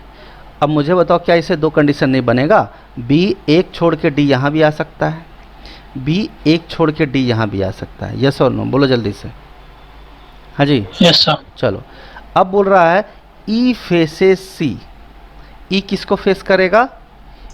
ई फेसेस सी। यस और नो? लेकिन हु किसको डिनोट करता है? जस्ट बगल वाले को। C is not an immediate neighbour of B. C जो है, सी बी के बगल में नहीं आएगा, तो सी यहाँ भी नहीं आएगा और सी यहाँ भी नहीं आएगा। बोलो, सी बी का पड़ोसी नहीं है। क्या ये बात समझ में आ रहा है कि नहीं? ई सी को फेस करेगा। देखो इससे बहुत चीज़ें हो सकती थी। ई यहाँ भी आ सकता था, सी यहाँ भी आ सकता था, सी यहाँ आ सकता था, ई यहाँ भी आ सकता था। बट इतना पतझड़ क्यों फाले? हम अलग से लिख लिए हैं, बाद में निगेटिव सेंटेंस आएगा हम गलत कर देंगे, है कि नहीं? बोलो यस और नो? बोलो। Yes sir. अगला स्टेटमेंट सेल्फ जस्टिफाइंग है कि E faces C, okay, who is not an immediate neighbour of B. Who का मतलब सी। सी जो है बी का पड़ोसी नहीं है, तो सी जो निगेटिव स्टेटमेंट होता है उसको अंदर लिखना चाहिए, बाहर मत लिख देना। पता चला तुम यहाँ लिख के काट दिए और बाद में पता चला तुमने किस, और यहाँ पे भी लिख के काट दिए, एफ़ को काट एफ़। अब पता ही नहीं चलेगा कि तुमने एफ़ को काटा था कि सी को काटा था। इसीलिए निगेटिव स्टेटमेंट को अंदर लिखना चाहिए और पॉजिटिव स्टेटमेंट को बाहर। क्या ये बात समझ में आ रहा है? नहीं आ रहा है? बोलो जल्दी से। हाँ जी ठीक है, बोलो ठीक है। तो C is not immediate neighbour of A. अब मुझे बताओ, जो एक दूसरे को फेस करेगा, सामने का टेबल खाली होना चाहिए, खाली होना चाहिए कि नहीं? बताओ, यहाँ पे डी है तो ये जगह खाली नहीं, यहाँ बी है तो ये जगह खाली नहीं, यहाँ पे सी और यहाँ पे, अब यहाँ पर रखेंगे तो ये जगह सामने वाला खाली नहीं। यानी फेस करने के लिए जो जगह चाहिए वो जगह खाली नहीं दिख रहा है। मुझे सिर्फ कहाँ पे खाली दिख रहा है? एक यहाँ पे, एक यहाँ पे। यस और नो? लेकिन मुझे बताओ, सी को मना कर दिया, ई को मना तो नहीं किया। बोलो, तो ई फेसेस सी हुआ कि नहीं हुआ? बोलो जल्दी से। Yes sir. ठीक है, बढ़िया चल रहा है। अगर सी को मना कर दिया तो ई तो आ सकता है और ई को फेस करेगा सी। बोलो क्लियर है कि नहीं? ये एरो खींच दिया ताकि मिक्स ना हो जाए। ठीक है, कोई प्रॉब्लम है तो बताओ जल्दी से, आगे बात करते हैं। नहीं sir. G sits third to the left of A, sorry F. G sits third to the, G जो है एफ का क्या है? थर्ड लेफ्ट है। यस और नो? बोलो। अब मुझे बताओगे क्या यहाँ पे कहीं जी दिखता है तुमको? बोलो जल्दी से, हाँ या ना?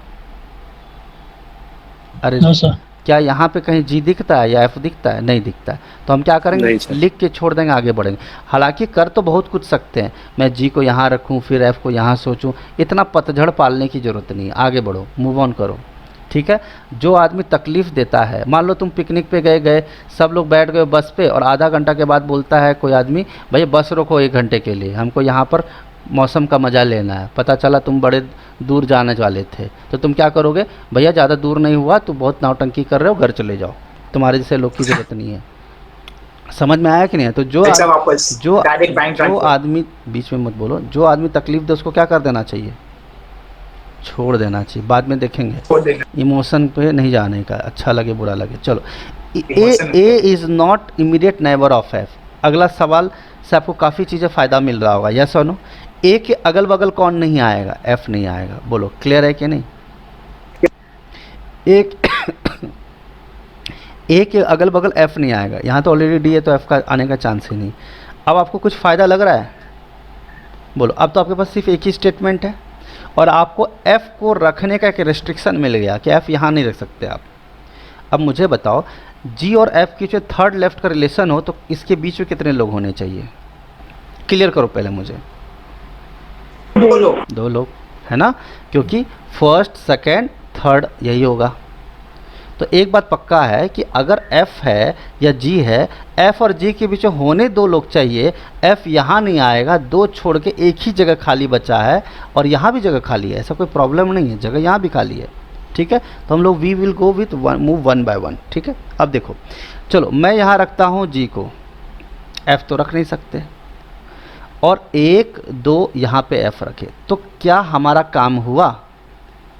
काम हुआ? मुझे बताओ, f के थर्ड लेफ्ट में g है क्या?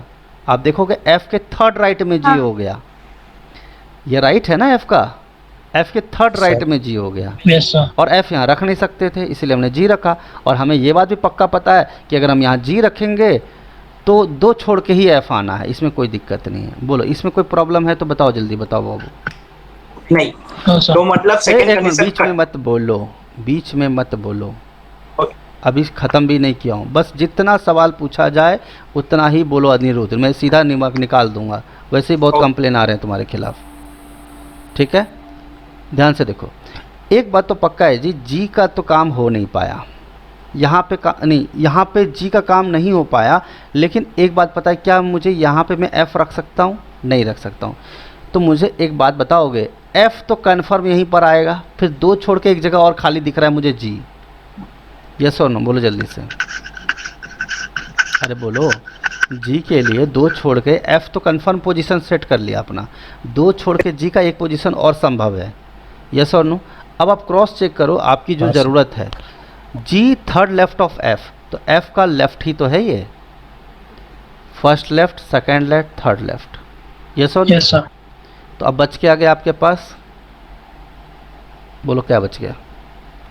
एच बच गया, H. एच बच गया, एच यहाँ रख दो, ख़त्म कहानी। अगर ये सॉल्व हो गया तो कोई दिक्कत ही नहीं, दूसरा चेक करने की ज़रूरत ही नहीं है। अब आप बोलोगे सर नहीं नहीं, मेरा दिल है कि मानता नहीं, हमें तो चेक करना है सर। ठीक है, अब मुझे बताओ, अगर तुम्हारा दिल नहीं मानता है तो एफ़ यहाँ तो रख नहीं सकते, तुम कन्फर्म जी रखोगे यहाँ पे। बोलो सही बात है ना? और जी छोड़ के 2 एफ़ होना चाहिए, 2 छोड़ के एफ़ यहाँ रखोगे, सही बात है कि नहीं? बोलो, सी तो ऑलरेडी बैठा हुआ है यहाँ पे। तो मुझे बताओ, क्या ये कहानी वही नहीं होगी? अब एच बच रहा है, क्या एफ़ के लेफ़्ट में है जी? एफ़ के थर्ड लेफ़्ट में होना चाहिए, बट ये क्या हो गया, एफ़ के थर्ड राइट में। राइट। तो ये गलत हो गया। तो वैसे चेक करने की ज़रूरत नहीं थी, बट तुम्हारा है कि मतलब मन में कीड़े चलते हैं, तो मैंने बोला चलो बता देता हूँ, इसमें कोई दिक्कत नहीं। अब रही बात चेक करने की, हम चेक करना शुरू करते हैं। चलो रेडी? कहाँ से शुरू करें? ए से शुरू करते हैं।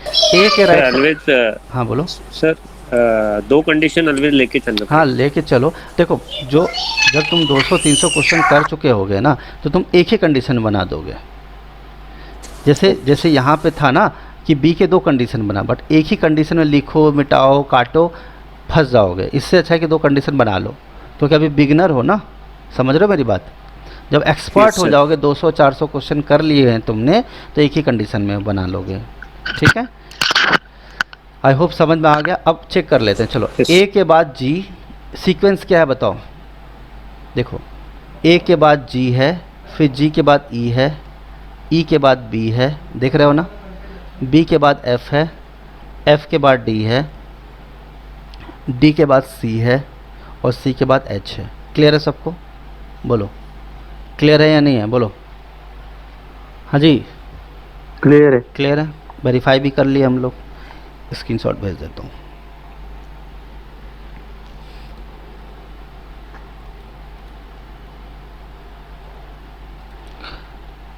ओके, स्टार्ट करें। पहला क्वेश्चन देखो, पहला क्वेश्चन क्या दिया है आपका?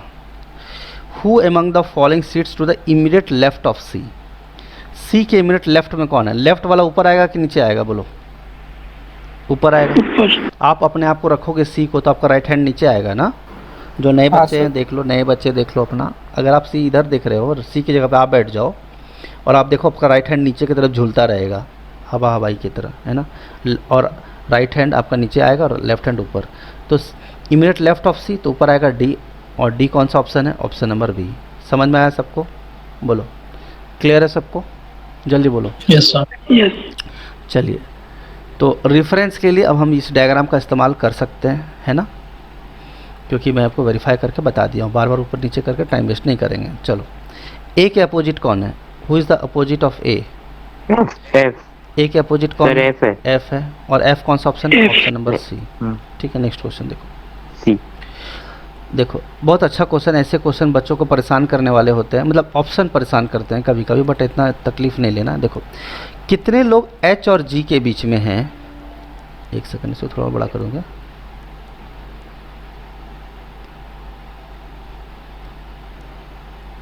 नहीं, छोटा ही करना पड़ेगा। देखो H और G के बीच में कितने लोग हैं when counted from left of G। तो पहले ये क्लियर करो, एक सेकंड रुको। G यहाँ है, ऐसे देख रहा, एक सेकंड रुको बाबा, मैं जानता हूँ आंसर आ गया तुमको। लेफ्ट हैंड इधर आएगा और राइट हैंड इधर आएगा। अब G के लेफ्ट से तुम चलो और आपको बताना है G और H के बीच में कितने लोग हैं। तो G के लेफ्ट में चलेंगे तो H यहाँ पे है, तो एक ही आदमी है A, और 1 का मतलब B आ गया। समझ गए बात को, इसमें कोई तकलीफ नहीं है आपको। चलिए अगला क्वेश्चन देखते हैं। अब देखो ये बड़ा अच्छा पॉइंट है, देखो बहुत अच्छा पॉइंट दे दिया इसने। मैं चाहता ही था कि ऐसा क्वेश्चन देखने को मिले। ठीक है, देखो if all the person seat around the circle in clockwise direction by their names according to the English alphabet order starting from A. देखो ए के बाद क्या आता है, बी आता है, फिर सी आता है, डी आता है, ई आता है, एफ आता है, जी आता है और एच आता है। क्या ये बात मानते हो नहीं मानते हो, बोलो जल्दी से। यस। अभी आप ए से चेक, कौन सा क्लॉकवाइज डायरेक्शन, तो क्लॉकवाइज ऐसे चलता है ना, ठीक है, अरे क्लॉकवाइज ऐसे चलेगा ना ए से। Yes sir. अब बोल रहा है कि जब आप क्लॉकवाइज चलो ए से, अल्फ़ाबेट का कंडीशन में ये होता है A B C D E F G. तो आपसे पूछ, जब आप क्लॉकवाइज चलो और जो गिवन सीक्वेंस आपने निकाला है, मतलब डिजायर्ड सीक्वेंस जो आपने निकाला है, कितने ऐसे सीक्वेंस है जिसमें अल्फ़ाबेटिकल ऑर्डर चेंज नहीं हुआ, तो चेक करो। ए एच सी है ना, A H C D F B D F, ये पीओ में बहुत पॉपुलर क्वेश्चन ऑप्शन पूछने का तरीका है ये, और ई जी, ई और जी। मुझे बताओ कौन कौन चेंज नहीं हुआ, किसका किसका पोजीशन चेंज नहीं हुआ, बताओ बाबू। A, C, ए का चेंज नहीं हुआ, सी का नहीं हुआ, ACD। डी का चेंज नहीं हुआ, और ये चेंज हो गया, ये चेंज हो गया, ये चेंज हो गया। यानी 3 लोग ऐसे हैं, 3 अल्फ़ाबेट ऐसे हैं जिसका चेंज पोजीशन नहीं हुआ। तो ये इसका आंसर हो गया। क्लियर है सबको, कोई दिक्कत है बताओ। Yes, चलिए आगे बात। सर। हाँ बोलो बोलो बोलो। ऑप्शन डी होगा ना, सर देखो ना सर, क्योंकि वहाँ पे एक्सेप्ट ए एक्सेप्ट ए करके सब बोला। अरे। सी डी चाहिए ना। बहुत बढ़िया, वेरी गुड, एक्सेप्ट ए। बहुत अच्छा, वेरी गुड, ठीक। इसीलिए तो मैं रोक के रखा था गाड़ी, किसी को दिख रहा है क्या? आप बताओ, मैंने पूरा पढ़ा था क्या है? इसलिए मैं गाड़ी रोक के रखा था, यानी ए को कंसिडर नहीं करना है, ठीक है। यानी सी और सी और डी आएगा बस। तो आंसर क्या आएगा? 2। Yes sir, thank you. अरे देखो, वैसे भी अगर मैं टिक सी पे लगाया हूँ और आंसर डी है तो कुछ तो अलग होगा, और मैं गाड़ी वैसे भी रोक के रखा था। तो Yes, याद sir. रखना कि हमेशा कुछ बच्चे को ऐसा लगता है ना, ठीक है ऐसा क्वेश्चन तो हम 1000 करके रखे हुए हैं, चलो भाई मूव फटाफट कर। अच्छा अनचेंज्ड वाला आया क्या, फटाफट देख लिया, कर लिया, पता चला ये भी लिखा हुआ था।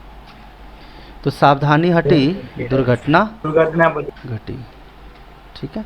तो आंसर क्या आ जाएगा इसका? 3 नहीं आएगा, क्या आएगा? 2 आएगा। 2। क्लियर है? तो बस एक एक चीज़ ध्यान रखना होता है, क्योंकि इन पढ़ाई सब करके गए हैं, मेहनत सब करके गए हैं, मानते हो कि नहीं? लेकिन कौन कितना क्या है, वो ईगल बोलते हैं ना, मतलब नज़रबंद जिसको बोलते हैं, सीरियस होके पढ़ रहा है सेंटेंस, है ना, वैसा है ना। चलो ए इज़ नॉट, अच्छा ठीक है, हो गया। ए पे कर ले। बी का एच के रिस्पेक्ट में क्या? अब बताओ यहाँ पे कहीं पे क्लॉकवाइज एंटी क्लॉकवाइज लिखा है क्या?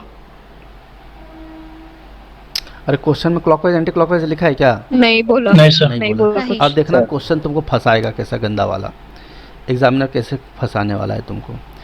क्वेश्चन चूंकि आसान था, मतलब पजल आसान था, तो ऑप्शन में परेशान कर रहे हैं वो। अरे मुझे बताओ, पहला क्वेश्चन की इसमें 2 वेरिएबल था ना, जनरल मैनेजर भी था, A B C D F दोनों था। इसमें तो सिर्फ A B C D B A F G H है, तो ऑप्शन में तो परेशान कर रहे हैं। पिछले बार में कोई परेशानी नहीं, जी एम कौन है ये बताओ, वो कौन है ये क्या बताओ, इतने पूछा। तो एग्जामिनर ना टाइम आपका पास करवाएगा ही करवाएगा, तो ये ध्यान रखना। चलो position of B with respect to H, चलो एच पे गाड़ी शुरू करते हैं। मुझे बताओ, अगर तुम क्लॉकवाइज जाते हो तो बी का पोजीशन क्या है? ये लेफ्ट है ना, first left, second left, third left, fourth left, fourth to the left आ गए। अब मुझे बताओ, जो चीज़ 4 टू द लेफ्ट है, टोटल 8 लोग हैं, तो 4 टू द राइट भी वही होगा ना। हाँ। 1 2 3 4। मैंने ये बात बताया भी था जब मैं आपको सीटिंग अरेंजमेंट पढ़ा रहा था। और जो लोग नहीं हैं, फर्स्ट टाइम आए हैं, वो वीडियोस देख लो। वीडियोस देखने का मतलब ये नहीं कि आपका टॉपिक हो गया, इसका मतलब ये हो गया कि आप थोड़ा प्रिपेयर्ड रहें, हालांकि ये टॉपिक फिर से कवर होगा। ठीक है, 4 to the left. Sir YouTube पे ये सब डाउनलोड अपडेट किया है क्या आपने? सब कुछ डाला, प्ले लिस्ट। अरे यार बड़ा ज़िंदगी बर्बाद कर दोगे तुम लोग। रुको मैं भेज देता हूँ प्ले लिस्ट, आज ही भेजा था एक बच्चे को। नहीं पूछ रहा, ढूंढोगे ही नहीं, मेहनत ही नहीं करना इनको। सारे वीडियोस डले हुए हैं इसमें, अननेसेसरी परेशानी। मैं दिखा देता हूँ, ये भी 30 सेकेंड्स। हाँ, नहीं तो फिर क्या है, मामला हो जाएगा ख़राब। क्योंकि मैं बोल दूंगा और तुम बोलोगे हाँ सर आपने भी बोला, हमने भी सुना, करना तो हमें है नहीं। ठीक है, देखो दिख रहा है सबको। जो नए बच्चे हैं जो 10-15 दिन पहले एडमिशन लिए हैं, यहाँ पर आप देखेंगे सीटिंग अरेंजमेंट का टॉपिक लिखा होगा। तो वो आप वीडियो देख लेना। ठीक है, हाँ ये सर, देखो, ये दिख रहा है सीटिंग अरेंजमेंट लाइव लेक्चर 3 है ना, लिखा हुआ है ना, बोलो। ठीक है ना। उसी तरह से seating arrangement north south facing है ना। तो इस टाइप से क्वेश्चंस हैं। तो ये 2 वीडियो भी देख लोगे तो कोई दिक्कत नहीं है, आपको कॉन्सेप्ट समझ में आ जाएगा, क्योंकि मैं थोड़ा डिटेल में बताया हूँ।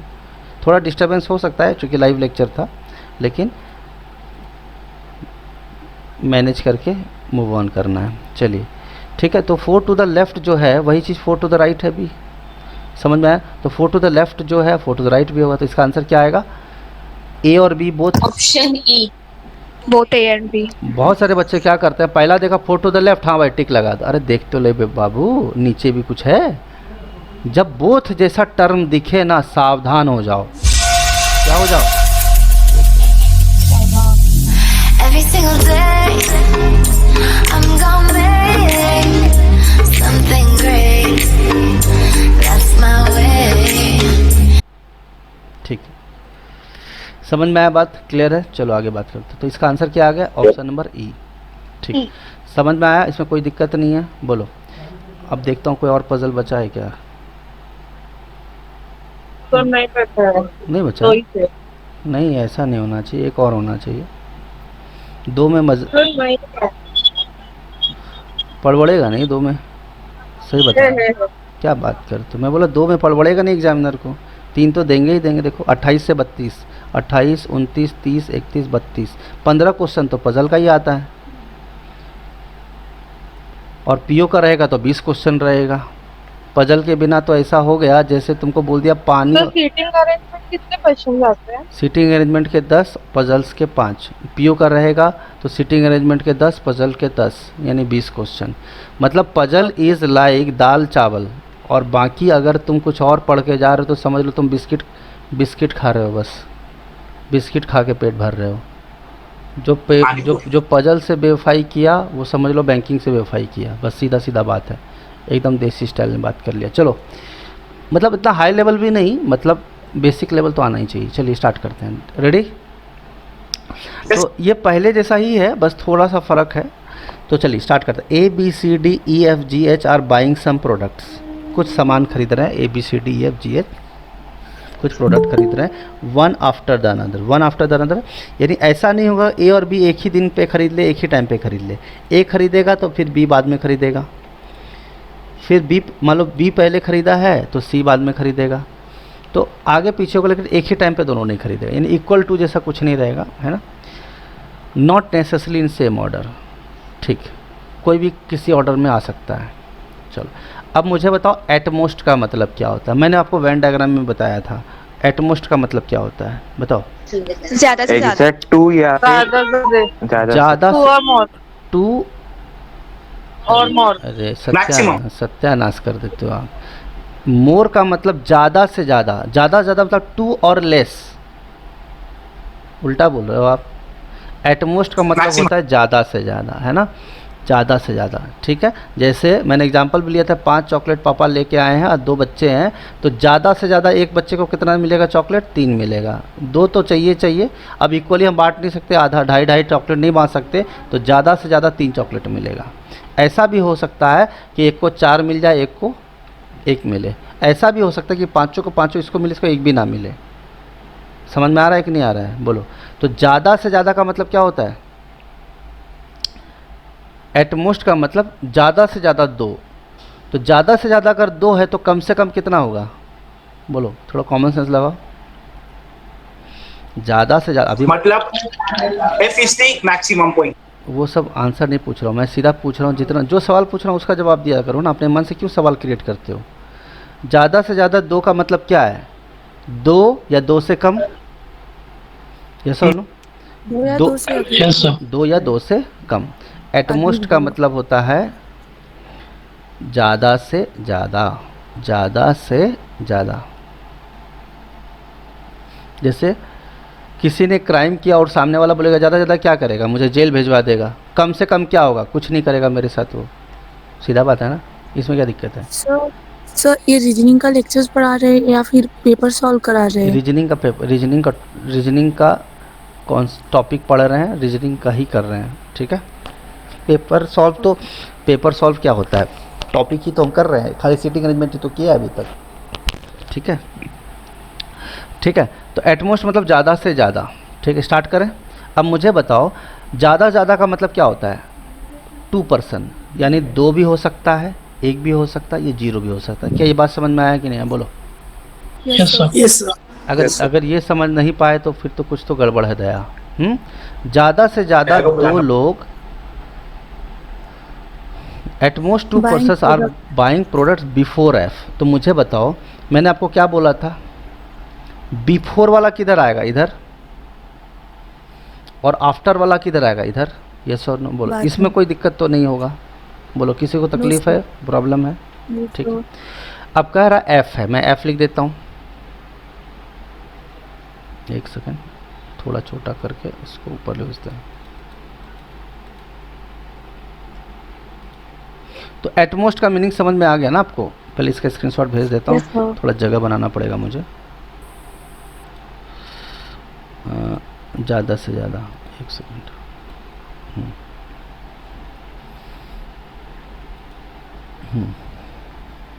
तैयार हैं आप लोग? एकदम ध्यान देना, अच्छे से समझना। देखो, तो एटमोस्ट मतलब ज़्यादा से ज़्यादा, तो ज़्यादा से ज़्यादा का मतलब बिफोर एफ। तो एफ अगर मैं रख रहा हूँ तो ज़्यादा से ज़्यादा कितना आ सकता है? एफ के क्या क्या कंडीशन हो सकते हैं आप बताओगे? बिफोर इधर आता है, यस और नो? और इधर क्या होता है? आफ्टर। बोलो, बाद में। तो बिफोर ज़्यादा से ज़्यादा कितने आ सकते हैं? 2। अब ज़्यादा से ज़्यादा मतलब 2 आ गया, बंद, गाड़ी बंद। और क्या हो सकता है? 1 हो जाए, गाड़ी बंद। या फिर और क्या हो सकता है? बोलो। एफ कोई भी नहीं। क्या यहाँ तक कोई दिक्कत है तो बताओ जल्दी से। नहीं सर। ज़्यादा से ज़्यादा खरीदेंगे पहले। पहले का मतलब बिफोर वाले इधर, या तो 2 लोग खरीद सकते हैं एफ से पहले, या 1 लोग खरीद सकते हैं एफ से पहले, या फिर एफ से कोई भी पहले नहीं खरीदा है।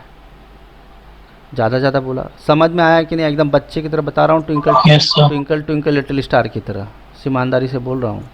यूट्यूब का लेक्चर होता है, इतनी ज्ञानबाजी नहीं दी जाती, ठीक है।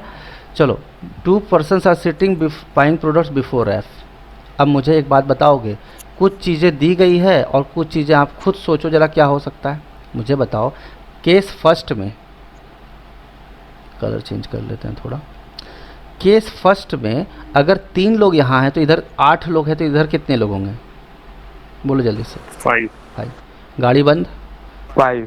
यहाँ पे 2 लोग हैं तो 1 2 3 4 5 6। कोई दिक्कत है तो बताओ।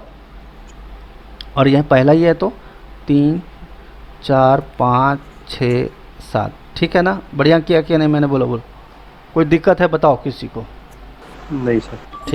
ठीक है। चलिए, अब अगला कहानी है, अच्छे से समझना, बार बार बोल रहा हूँ मैं। Only 1 person is buying between D and F. अब डी और एफ के बीच में कितने लोग हो सकते हैं? 1। अब मुझे बताओ, इस केस को अगर हम ध्यान से देखें, केस फर्स्ट है ये, केस सेकंड है ये, केस थर्ड है, ठीक है। केस फर्स्ट को थोड़ा ध्यान से देखो। अगर केस फर्स्ट का हमारा 2 एक और केस बन सकता है कि नहीं बन सकता है? बोलो। कैसे सर? बताता हूँ। Yes sir. ये सब इंटेलेक्ट अभी समझ में आ जाएगा आप मुझे। एफ और डी के बीच में एक होना चाहिए। Left right. एक डी यहाँ आ सकता है और एक, ये दोनों एक्चुअल में एक ही चीज़ है, दोनों एक ही केस है, बस थोड़ा सा चेंज है कि एफ और डी के बीच एक इधर आ सकता है और एफ और डी के बीच एक इधर आ सकता है। बोलो इसमें कोई डाउट है तो बताओ। मैं कोई भी केस में कंजूसी नहीं कर रहा हूँ, नहीं तो मुझे बनाना हो तो ये ज़्यादा से ज़्यादा ना 45 सेकंड का क्वेश्चन है, ठीक है। फिर भी मैं एकदम डिटेल में पढ़ा रहा हूँ, तो ऐसा मत समझना सिर्फ पेपर एनालिसिस चल रहा है। I am teaching, I am training. Clear है कि नहीं? मैं पढ़ा रहा हूँ, मेरे को बनाना होता पेपर स्पीड में तो इसको 40 से 45 सेकंड में मैं ख़त्म कर देता पूरा का पूरा, ठीक है। बोलो क्लियर है कि नहीं? फीलिंग आपको आए कि yes, ये लेवल है, ये लेवल मेंटेन कर रहा है, इसीलिए मैंने थोड़ा चलो दोनों को बढ़ाते चलता हूँ। तो एफ़ के 2 केस हैं, नहीं तो मैं सीधा सीधा बोलता एफ़ का केस ये डी है, बट डी इधर भी तो आ सकता था, इधर भी डी हो सकता था, इधर भी हो, चूँकि 1 है। अगर रहता 2% बिटवीन एफ एंड डी तो 100% इधर हम नहीं लिख पाते, इधर नहीं लिख पाते 2। अब चूँकि 1 दिया है तो 2 केस बनते हैं इसके। रेप्लिका मैंने बताया था ना, डुप्लीकेट, जीरोक्स, याद है कुछ धुंधला धुंधला सा? कॉपीराइट। कॉपीराइट कॉपी है, ठीक है ना? ठीक है। अब मुझे बताओ केस फर्स्ट की तो कहानी हो गई ख़त्म। अब मुझे बताओ एफ और डी के और कौन से केस बन सकते हैं? ये वाला तो अब इधर तो बन नहीं सकता, एक छोड़ के डी चाहिए, तो एक छोड़ के डी यहीं आएगा। अब यहाँ पे एफ है तो एक छोड़ के डी यहाँ पे आएगा। बोलो इसमें कोई डाउट है तो बताओ। यहाँ तक किसी को कोई तकलीफ है तो जल्दी बताओ। अच्छी बात है, आगे की कहानी देखते हैं। C is just buying just before H, मतलब हस्बैंड वाइफ है, यानी एच से जस्ट पहले कौन आया है? सी आया है। बोलो क्लियर है कि नहीं? बोलो। अरे है, C is buying just before H. और बिफोर का मतलब होता है लेफ्ट साइड में, तो इसमें कोई डाउट तो नहीं है, ठीक है। ऐसा मत कर देना कि सी और एच के बीच में कुछ और लोग, एरो बीच में नहीं बनाना, ठीक है ना, क्योंकि एच के जस्ट पहले सी आएगा। अब मुझे बताओ सी एच के क्या क्या संभव है?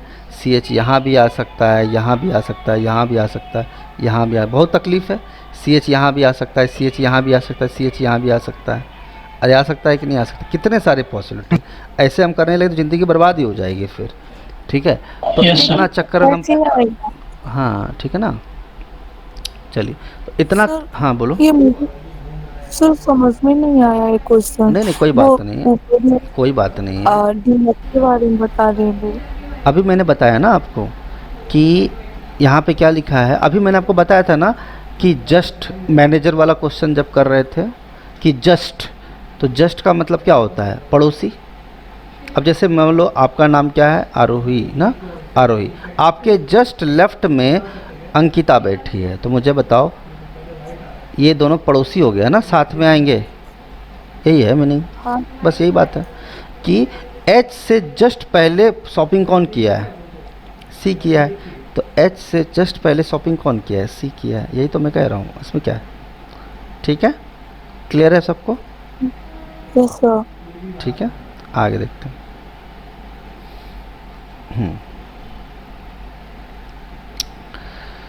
आगे देखते हैं। अब सी एच का पॉसिबिलिटी बहुत हो सकता है। यहाँ मतलब ये तो खैर डी का जगह ले चुका है। सी एच यहाँ भी आ सकता है, यहाँ भी आ सकता है, बहुत जगह आ सकता है, तो हम लिख नहीं पाएंगे। हम आगे बढ़ते हैं। 1 person is buying between C and D, इससे बहुत फ़ायदा हो गया। बोलो सी और डी के पीछे कितने हैं? 1 है। बोलो क्या ये बात समझ में आता है? इससे हमें एक चीज़ और समझ में आता है, पता है क्या? देखो इसके 2 संभावनाएं बनती है। सी और डी है तो या तो सी एच यहाँ पे है तो डी एक छोड़ के यहाँ हो सकता है। बोलो यस और नो। अगर सी एच तो ऐसा ही रहेगा और सी और डी के बीच में 1 है, डी इधर है तो 1 छोड़ के डी यहाँ भी हो सकता है। क्या ये बात समझ में आता है कि नहीं आता? बोलो जल्दी से। हाँ सर, आया समझ। 1 छोड़ के मतलब एच के इस साइड, या 1 छोड़ के कोई नहीं है तो 1 छोड़ के डी इधर लेफ्ट साइड। यानी मेरे पास 2 संभावनाएं बनी। इसको हमें कोई ज़रूरत नहीं है इसको पढ़ने की, हमारे पास यही 2 में से कोई एक सही होगा। इसको भी पढ़ने की कोई ज़रूरत नहीं है। या तो सी एच डी सही होगा या डी डैश सी एच सही होगा। क्लियर है? बोलो बोलो क्लियर है? अगर ये बात आपको समझ में आता है तो मुझे बताओ क्या सेकेंड कंडीशन में सी एच डी संभव है? No sir. पहले कंडीशन में सी एच डी संभव है? पहले कंडीशन में CHD संभव है? नहीं है। क्या D-CH संभव है? नहीं सर। ये वाला देखो ना, इस पे ध्यान दो। मुझे बताओ D-CH संभव है क्या? नहीं है, तो ये कंडीशन गलत हो गया। Yes sir. अच्छा, इस हम तभी कंडीशन क्रैक करेंगे, क्रॉस करेंगे जब दोनों गलत हो। पता चला एक गलत हुआ दूसरा नहीं हुआ तो नहीं चलेगा काम। इसमें CHD भी संभव नहीं था और D-C बैठा हुआ है यहाँ पे, तो ये नहीं संभव था। चलो अब मुझे बताओ CHD संभव है क्या? अगर यहाँ D है तो C यहाँ पे H होना चाहिए था और यहाँ C होना चाहिए, तो नहीं हो पाएगा, F बैठा हुआ है। D-CH संभव है क्या? हाँ है ना D? अगर CHD संभव नहीं है तो पक्का D-CH ही संभव रहा होगा। बोलो सर, इस वाले D-CH ही संभव रहा होगा। चलो बताओ इसमें CHD संभव है क्या? नहीं है, CHD संभव नहीं है। अगर CHD संभव नहीं है तो क्या संभव है? D-CH बोलो, कोई दिक्कत है? No sir. अब मुझे बताओ क्या इसमें CHD संभव है? नहीं है, तो क्या संभव होगा? D-CH बोलो, कोई प्रॉब्लम है तो बताओ जल्दी से। अरे बोलो बाबू, नहीं है? नहीं है ठीक सर। है। आपने देखा इतना सब करने के बाद हमने काफ़ी वेरिएबल को ना बिठा रखा है, ठीक है। अब ये तो पूरी तरह से कैंसिल हो गया, तो इसको हटा ही दो, नहीं तो टेंशन क्रिएट करेगा ये, है ना। इतना नहीं तो पता चला तुम फिर से तूफानी मचाने के लिए तुम रेडी रखोगे, है ना। तो सब गंदे से काट ही देने में फ़ायदा है। चलो, यानी हमने काफ़ी वेरिएबल को बिठा रखा, इसका भी काम हमारा हो गया है। चलिए आगे की गाड़ी बढ़ाते हैं। अब मुझे हस्बैंड वाइफ दिख रहा है, आपको दिख रहा है? हस्बैंड वाइफ दिख रहा है कि नहीं दिख रहा है? बोलो। A is buying just before E, A is buying just before E, यानी टेबल नंबर 21 खाली करो। कहाँ पे खाली है? इस वाले में बताओ कौन सा दो जगह खाली है? यहीं पे खाली है। Yes, sir. अब ये जगह खाली है तो इधर तक बगल में खाली नहीं है। अब मुझे बताओ And third condition. एक सेकंड बीच में ना बोलो, जब पूछा जाए तभी बोलो। मैं बोल रहा हूँ, इंटरप्ट मत करो। तुमको चुप कराने के चक्कर में ना मेरा मतलब बाकी लोगों को दिक्कत हो जाती है। ए का टेबल नंबर 21 खाली चाहिए यहाँ पे। मुझे सेकंड कंडीशन में चेक कर रहा हूँ तो मैं देख रहा हूँ ये खाली तो उसका बगल वाला खाली नहीं, ये खाली तो उसका बगल वाला खाली नहीं, ये खाली तो उसका बगल वाला खाली नहीं, तो ये पूरा कैंसिल नहीं हो गया? बोलो ये सर नो। चलिए अब आगे बात करते हैं। अब इस आखिरी कंडीशन में हम देखें तो ए के लिए ये जगह खाली नहीं, ये जगह खाली नहीं, तो मेरे पास तो यही संभावना ही बच रही है। बोलो क्या यही दो संभावना बच रहा है कि नहीं बच रहा है? बताओ जल्दी से। Yes sir. ठीक, आगे गाड़ी बढ़ाएं। चलो, B is buying before G, B is buying before G, G से पहले है, लेकिन क्या उन्होंने जस्ट बिफोर कहा है? नहीं, तो मैं बीच में एरो बना देता हूँ, कोई problem? No sir. And after E, and किसके लिए आएगा? पहले पर्सन के लिए। एंड पहले पर्सन के लिए आता है, बोलो ठीक है। Yes sir. फिर से पढ़ देता हूँ। बी इज़, मैं मिटा के पढ़ देता हूँ, कोई दिक्कत नहीं है, क्योंकि उसके बाद ना हम तूफ़ानी मचाने वाले हैं सारे क्वेश्चन में। जो तकलीफ़ है ये सिटिंग और पजल में ही है, बाकी सब में तो एकदम तूफ़ानी वाली बात है, ठीक है। तो बी इज़ बाइंग बिफोर जी, देखो बी इज़ बाइंग बिफोर जी, जी से पहले, लेकिन जस्ट बिफोर नहीं कहा था इसलिए एरो बना दिया। एरो बनाने का मतलब ये है कि बी और जी के पीछे एक आदमी हो सकता है, दो आदमी हो सकता है, तीन आदमी हो सकता है। और आफ्टर ई, ई के आफ्टर है तो हो सकता है एक आदमी हो, दो आदमी हो, कुछ भी हो सकता है, लेकिन जस्ट आफ्टर लिखता तो ई और बी को हम साथ में लिखते। क्या यहाँ तक कोई दिक्कत है किसी को? बोलो जल्दी से। चलो अब हम लोग काम शुरू करते हैं। ये पिंक वाले पे ध्यान दीजिएगा आप लोग, ठीक है, इस पे हम काम कर रहे हैं। तो ई बी जी, अब तीन जगह खाली चाहिए, मुझे बताइए। यहाँ पे ई यहाँ पे है तो बी यहीं पे रखना होगा और जी यहीं पे रखना होगा, यस और नो? अब मुझे बताओ, जब ई के राइट साइड में बी को होना है तो ई के राइट साइड में क्या पाताल लोक में जाएगा? बोलो। नो सर, कैंसिल हो गया। अब इसको आप चेक, ये कैंसिल हो जाएगा। कैंसिल हो जाए तो यही मेरा फाइनल आंसर आ गया, यस और नो? बोलो। इसका स्क्रीनशॉट मैं पहले भेज देता हूँ, फिर कुछ चीज़ें मिटा के मैं आगे बढ़ूँगा, ठीक है। क्रॉस चेक सर ये लेक्चर रिकॉर्डिंग हो रहा है? हाँ रिकॉर्डिंग हो रहा है, आप सुन लेना, कोई प्रॉब्लम नहीं है, ठीक है। थोड़ा लेट आए ना आप, इसीलिए गड़बड़ हो गया, कोई बात नहीं, चलो कोई बात नहीं। तो हम यहाँ तक आते हैं, आगे बढ़ रहे हैं। चलिए देखो, एक एक करके समझते जाते हैं हम लोग, आगे बढ़ते हैं। तो हमारे पास फाइनल रिजल्ट क्या निकल कर आया बताओ जरा। यही आया है मेरे पास, यही वाला करेक्ट हुआ है मेरा? None of this. अरे रुको ना, क्वेश्चन थोड़ी सॉल्व कर रहा हूँ, चेक करो इसको। AEFB DGCH सही है? समझ में आया बात? अरे बोलो, चेक कर लो यहाँ से। हाँ सर। हालांकि कोई इरादा नहीं था मेरे को चेक कराने का, बट मैंने बोला चलो कोई बात नहीं, करा देते हैं, कोई प्रॉब्लम नहीं। तो आई होप सब लोग को समझ में आएगा। क्वेश्चन बनाने के लिए तैयार हैं आप लोग? चलिए पहला क्वेश्चन, डी के आफ्टर, डी के बाद कितने लोग शॉपिंग कर रहे हैं? डी के बाद कितने लोग शॉपिंग कर रहे हैं? देखो जी, सी और एच, जी, सी और एच, 3 लोग शॉपिंग कर रहे हैं। अब देखो एग्जैक्ट 3 तो कहीं नहीं लिखा है, नन, 2, मोर देन 3, 1, तो एग्जैक्ट 3 तो कहीं नहीं लिखा है, तो आंसर क्या आ जाएगा? None of this. क्लियर है सबको? बोलो। Yes sir. Okay. ठीक है,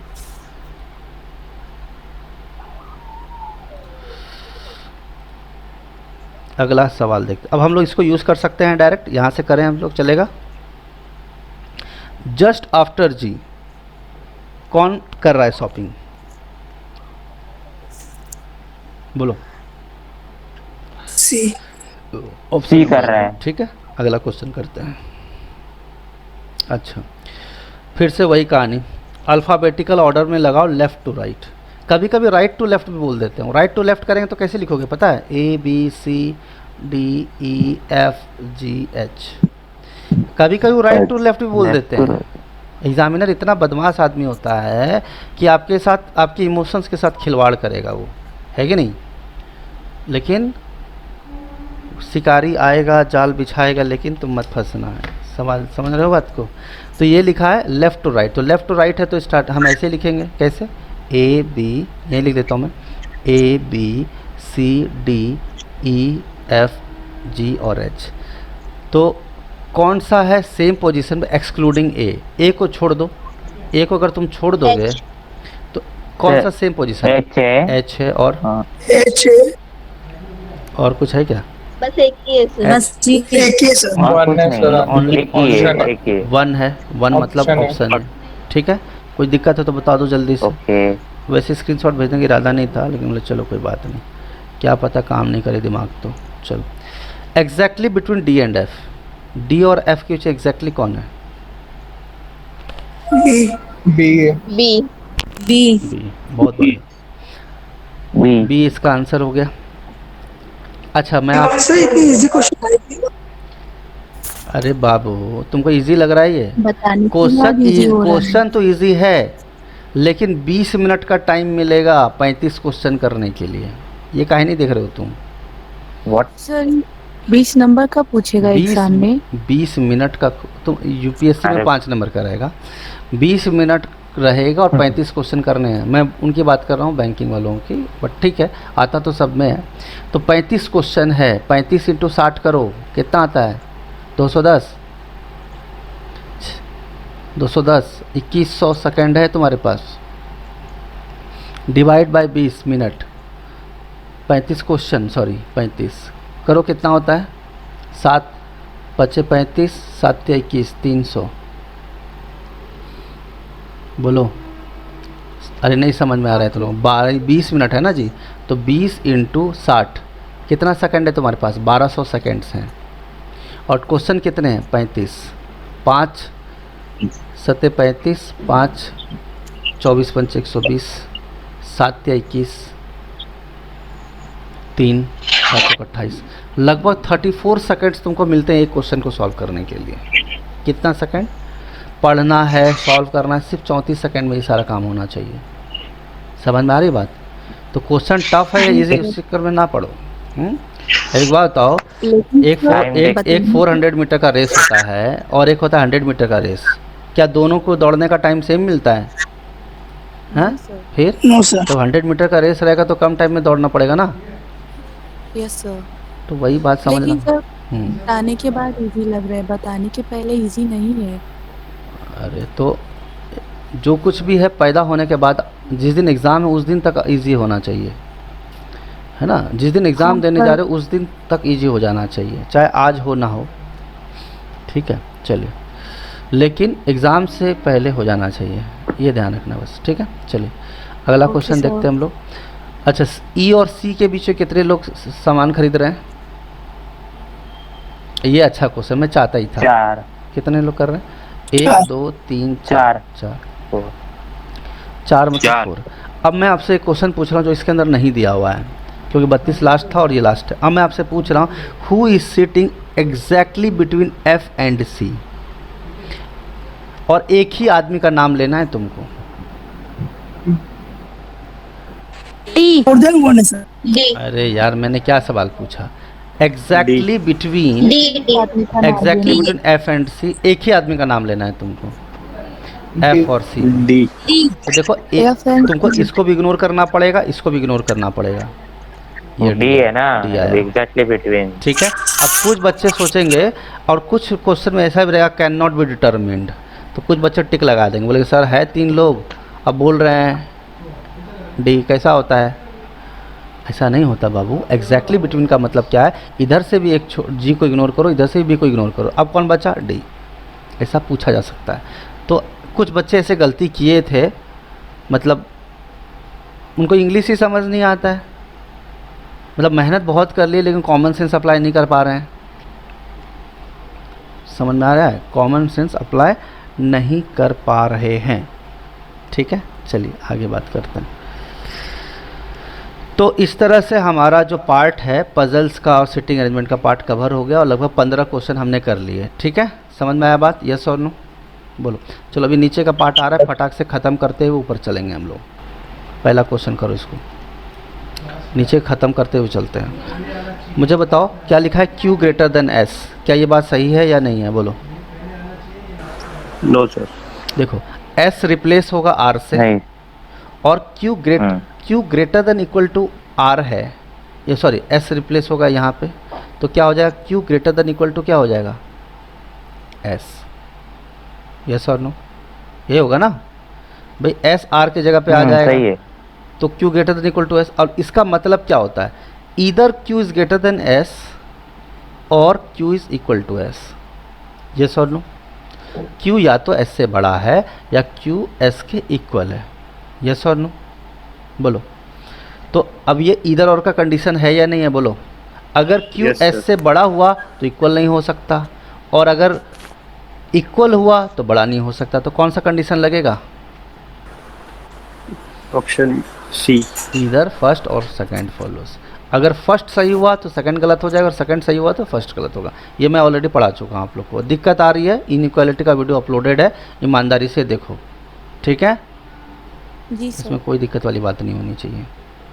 ठीक है, और जो बच्चे नए हैं उनको इंतज़ार करना पड़ेगा जब ये टॉपिक पढ़ाई जाएगी। ठीक है, चलिए आगे जी क्वेश्चन। सर। इंतज़ार का मतलब ये है कि कुछ बच्चे कल भी एडमिशन लिए होंगे तो उनको वेट। सर ये सारे टॉपिक्स कब तक खत्म होंगे? एकदम जितने भी एग्जाम में पूछे जाते हैं उतना। सारे टॉपिक अपलोडेड हो चुके हैं, सिर्फ 2 टॉपिक को छोड़ के। अगर आप दिसंबर एडमिशन लिए हो तो टॉपिक खत्म। नहीं, मई में लिया है सर, तो उस हिसाब से कब तक खत्म होगा सब? आप खुद ही देख लो। कॉमन सेंस भी अगर आप लगाओगे तो मैथमेटिक्स आपकी अच्छी है तो लगा लो। मंडे को होता है ना रीजनिंग, और एक टॉपिक को ख़त्म करने में 1 दिन लगता है, और 24 टॉपिक है तो कितने दिन लगेंगे? कॉमन सेंस लगाओ ज़रा। हाँ, कुछ 1-2 टॉपिक होते हैं जो 2 हो जाते 24 वीक्स लगेगा ना फिर सर? 20। समझ गए बात को? और यानी 6 महीने लग जाएंगे, 6 महीने लग जाएंगे। लेकिन ऐसा नहीं है, कुछ टॉपिक ऐसे हैं एग्ज़ाम में जो टॉपिक पूछे जाते हैं 10 से 12 टॉपिक ही ज़्यादातर घुमा फिरा के पूछे जाते हैं, बाकी टॉपिक ऐसे ही होते हैं जो बेसिक सर, तरीके, है ना? तो वो 12 टॉपिक कौन सा होता है? वो 12 टॉपिक सारे अपलोडेड हैं, मतलब मैं तो करा चुका हूँ। ठीक है, लेकिन पूरा कवर करने के लिए कुछ टॉपिक ऐसे जैसे 5 नंबर वाले होते हैं, कुछ टॉपिक 1 नंबर वाले होते हैं, इसमें क्या दिक्कत है? अपलोडेड है सारे वीडियोस, और बाकी आप धीरे धीरे चलते जाइए जैसे चल रहे हैं। देखो एक बात मुझे बताओ, कुछ लोग बच्चे बोलेंगे सर हमारा जल्दी क्यों नहीं हो रहा मेरा। मुझे एक बात बताओ, क्या एग्ज़ामिनर को इस चीज़ से कोई फ़र्क पड़ता है कि तुमने एडमिशन 15 दिन बाद लिया, 1 महीने पहले लिया या 6 महीने पहले लिया? एग्ज़ामिनर को इस चीज़ से कोई फ़र्क पड़ता है? बोलो। No sir. अब तुम्हारी नींद अगर लेट से खुली तो गलती किसकी है? हमारी गलती। आपकी गलती हुई ना। तो अच्छी बात किसने की? जिसने एडमिशन जल्दी ले लिया। लेकिन जिन्होंने एडमिशन लेट लिया वो समझदारी से काम कर सकते हैं। पूछो क्या? क्योंकि मेरा पढ़ाने का टेक्निक तरीका वही रहेगा ना, भले क्वेश्चंस अलग हो जाएं। वो वीडियोस अपलोडेड है तो एक बार गो थ्रू कर लो। मैं मानता हूँ कि तुमको सिर्फ 30% समझ में आएगा। 70% जब वो टॉपिक पढ़ाया जाएगा, कम से कम अगर उस 30% तुमको समझ में आया और क्वेश्चन आसान आ गया तो तुम कर पाओगे कि नहीं कर पाओगे उस वीडियो के देख के? तो जो लेट से एडमिशन हुआ है वो रोना धोना शुरू मत कर देना। अगर उनको सिलेबस कंप्लीट कराना है, ज़्यादा 18-20 वीडियोज़ है, 18 घंटे का वीडियो है, 2-3 घंटे भी देखोगे, 6 दिन में सिलेबस ख़त्म हो जाएगा तुम्हारा। ठीक है? और सर ये वीडियो आपने YouTube पे अपलोड किया है या फिर ग्रुप में? यार यहाँ डाल दिया ना लिंक। आप लेट आते तो कैसे पता चलेगा आपको? ये देखिए प्लेलिस्ट का लिंक डाल दिया है, इसमें जैसे क्लिक करेंगे आपको सारे वीडियोस के लिंक दिख जाएंगे आपको। ठीक है? ये सारे वीडियो के लिंक आपको दिख जाएंगे। ये आप क्लिक करना, आपको सब आइडिया लग जाएगा। ठीक है? चलो मैं दिखाई देता हूँ, 10 मिनट एक्स्ट्रा पढ़ाना पड़ेगा। देखो यहाँ पे जैसे ये टॉपिक है, यहाँ पे देखो reasoning by Ravi Ranjan sir. यहाँ पे देखो एक लाइन से सारे वीडियोस डले हुए हैं रीजनिंग के, है ना? Seating arrangement, order, ranking. अब जो आज सीटिंग अरेंजमेंट नहीं समझ में आया, इस वीडियो को देखो, पूरे 2 घंटे का सिर्फ एक ही टॉपिक पे वीडियो है, लगभग 2 घंटे के आसपास का है। ठीक है? ऑर्डर रैंकिंग का जिसको समझ में नहीं आया, ग्रेटर वाला, लेस वाला, ऑर्डर रैंकिंग का पार्ट देखो, पार्ट 1, पार्ट 2, पार्ट 3, क्लियर हो जाएगा। अब इनइक्वालिटी का भी क्वेश्चन करें, जिसको समझ में नहीं आएगा वो 2 पार्ट में डाला हुआ है। अब 2-2 घंटे का वीडियो देख लो, वैसे भी टेंशन ख़त्म हो जाएगा। हाँ, और नहीं तो 6 महीने तक इंतज़ार करो। इंतज़ार हम तो करा देंगे, सब करा देंगे, मतलब करा देंगे, लेकिन क्या एग्जामिनर इंतज़ार करेगा? बच्चे तो आगे निकल जाएंगे ना। चलिए ओके, अगला क्वेश्चन पे देखते हैं क्या लिखा है। Q greater then J, sorry Q greater then J। पीछे से पढ़ोगे तो यही हुआ ना, बोलो यस और नो? पीछे से पढ़ो Q ग्रेटर देन J। तो आप देखो पीछे से पढ़ो, Q ग्रेटर देन यहाँ भी है, ग्रेटर देन का सिंबल यहाँ भी है, और सिंबल यानी सब जगह ग्रेटर का सिंबल कॉमन निकला तो सही है। Yes sir. चलो अब पीछे से पढ़ो, L पीछे से पढ़ोगे R greater than equal to L, yes और नो? पीछे से पढ़ोगे कंक्लूजन को, R greater than equal to, जब गाड़ी R से निकलेगी, ये बोल रहे हैं लेस, तो काम होगा कभी? रॉन्ग है। हमें स्टार्टिंग तो ऐसे होना चाहिए था ना, ग्रेटर देन इक्वल टू से होना चाहिए था। शुरू से ही वो रॉन्ग, शुरू से ही रॉन्ग हो गया, कोई दिक्कत ही नहीं। मैंने आपको बोला था कि एक बार पजल वाला कार्यक्रम हो जाए तो फिर धुआं उड़ा दोगे, आग लगा दोगे देश में। ठीक है कि नहीं? ठीक है? और याद रखना, तुम अकेले नहीं हो आग लगाने वाले, सब लोग आग लगाएंगे, लेकिन पजल में जा कर के क्या हो जाएंगे? धराशायी हो जाएंगे, उनको आग लग जाएगी शरीर में, है कि नहीं? सीटिंग अरेंजमेंट वो धराशायी हो जाएंगे, यहाँ पे तो सब आग लगाएंगे, है कि नहीं? चलिए, तो आई होप समझ में आया कि पहला सही है हमारा, दूसरा गलत है, यानी ओनली फर्स्ट फॉलोज। ठीक है, बोलो यस। ठीक है, अगला। Yes sir. आई होप यहाँ तक हम आखिरी तक एक क्वेश्चन और बचा है क्या? ओके चलो। G ग्रेटर देन X, बताओ। यहाँ भी ग्रेटर है और यहाँ भी ग्रेटर कॉमन है। करेक्ट है, सही है। O greater than M, O greater than M, देखो ग्रेटर यहाँ भी है, इक्वल टू रहेंगे तो ये यहाँ तक पहुँच जाएगा। ग्रेटर देन यहाँ भी है, ग्रेटर यहाँ भी कॉमन है, और X यहाँ M यहाँ पे आ जाएगा, यानी O ग्रेटर देन M भी सही है।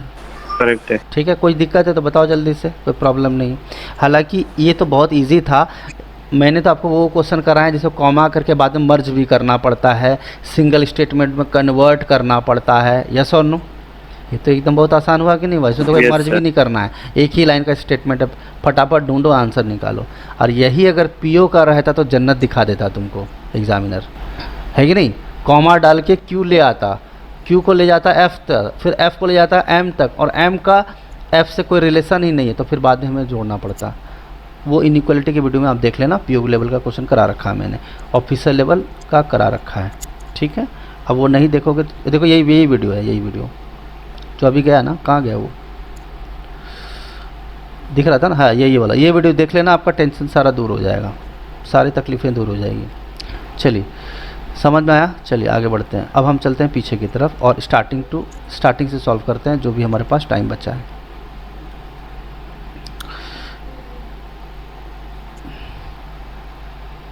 ये हम कर चुके हैं। चलो स्टार्ट करें, यस और नो? पहला क्वेश्चन, सम बनाना और ऑरेंज। देखो हमने ये बनाना बना लिया, सम बनाना आर क्या ऑरेंज, कुछ बनाना क्या है ऑरेंज है। देखो ये वाला पार्ट कॉमन है इसीलिए हम बोल रहे हैं कुछ बनाना क्या है ऑरेंज है। क्या ये बात समझ में आया, बोलो जल्दी से। हाँ सर। ठीक है आगे बढ़ते हैं। ऑल ऑरेंज आर एप्पल, ये सम बनाना आर ऑरेंज।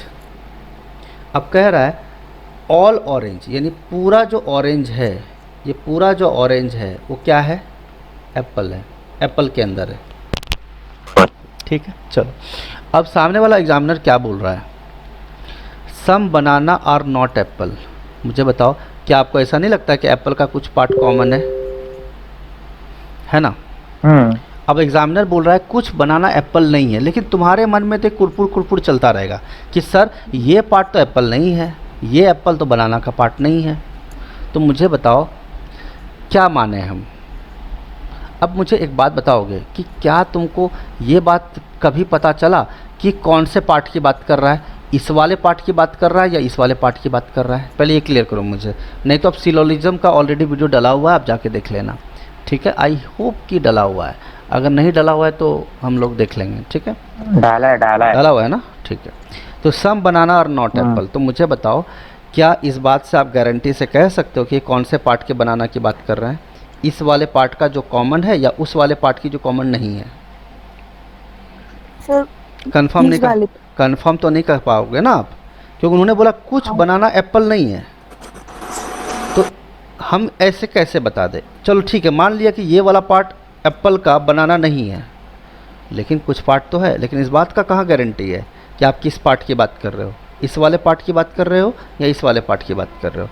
इसीलिए स्टेटमेंट क्या हो जाता है, गलत हो जाता है।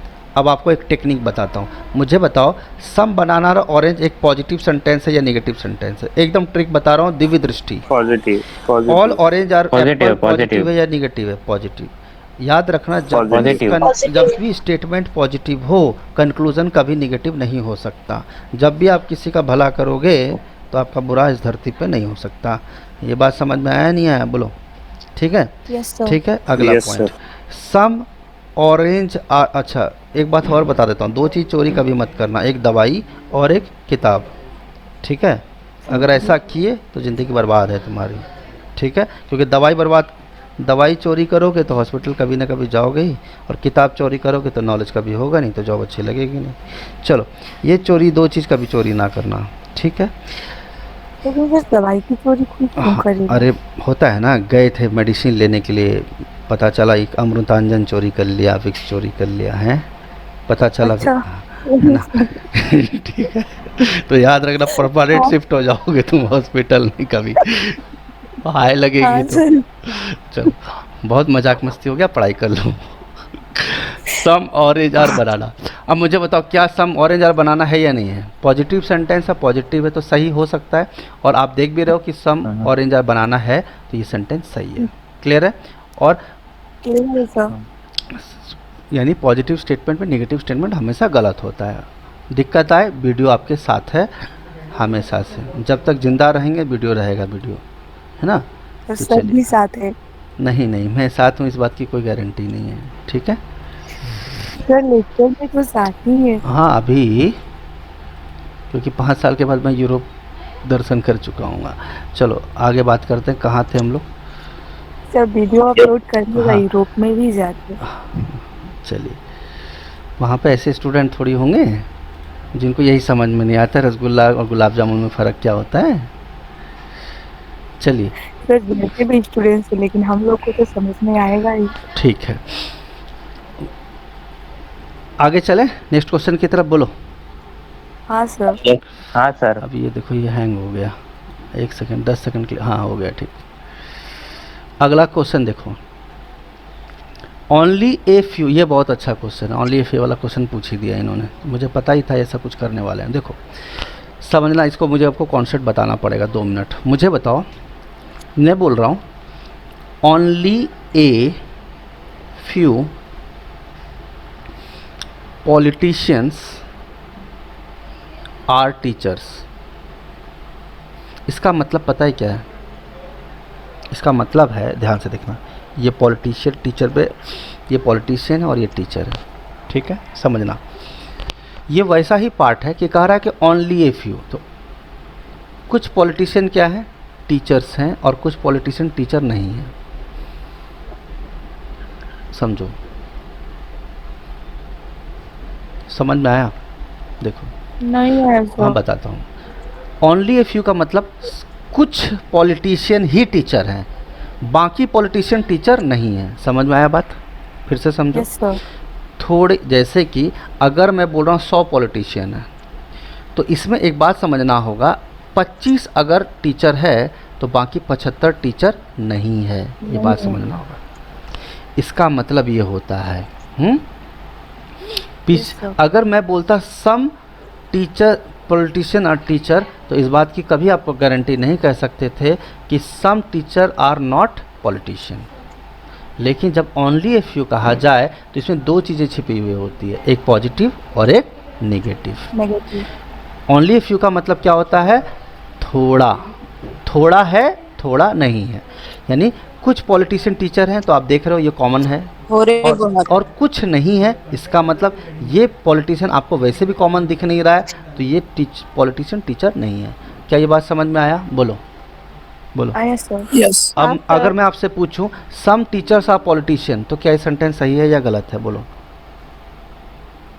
सम पॉलिटिशियंस आर यस सर, सही है। सही है, बहुत बढ़िया। अब मैं पूछूंगा some teachers are not politician, सही है या गलत है? गलत है सर। अरे इसमें यार। गलत है। तुम गड़बड़ कर देते हो, नहीं खराब लगता है तुम लोग। कॉमन सही है सर। मैंने क्या बोला? Some teachers are not politician. मैंने बोला सम टीचर्स आर। अब देखो अब मैं बोल रहा हूँ सम पॉलिटिशियन आर नॉट टीचर, तो ये तो बिल्कुल सही है। लेकिन मैं ये भी बोलूँ कि some teachers are not politician, तो मुझे बताओ ये वाला एरिया जो पॉलिटिशियन का है, क्या ये वाला एरिया कभी भी टीचर बन सकता है?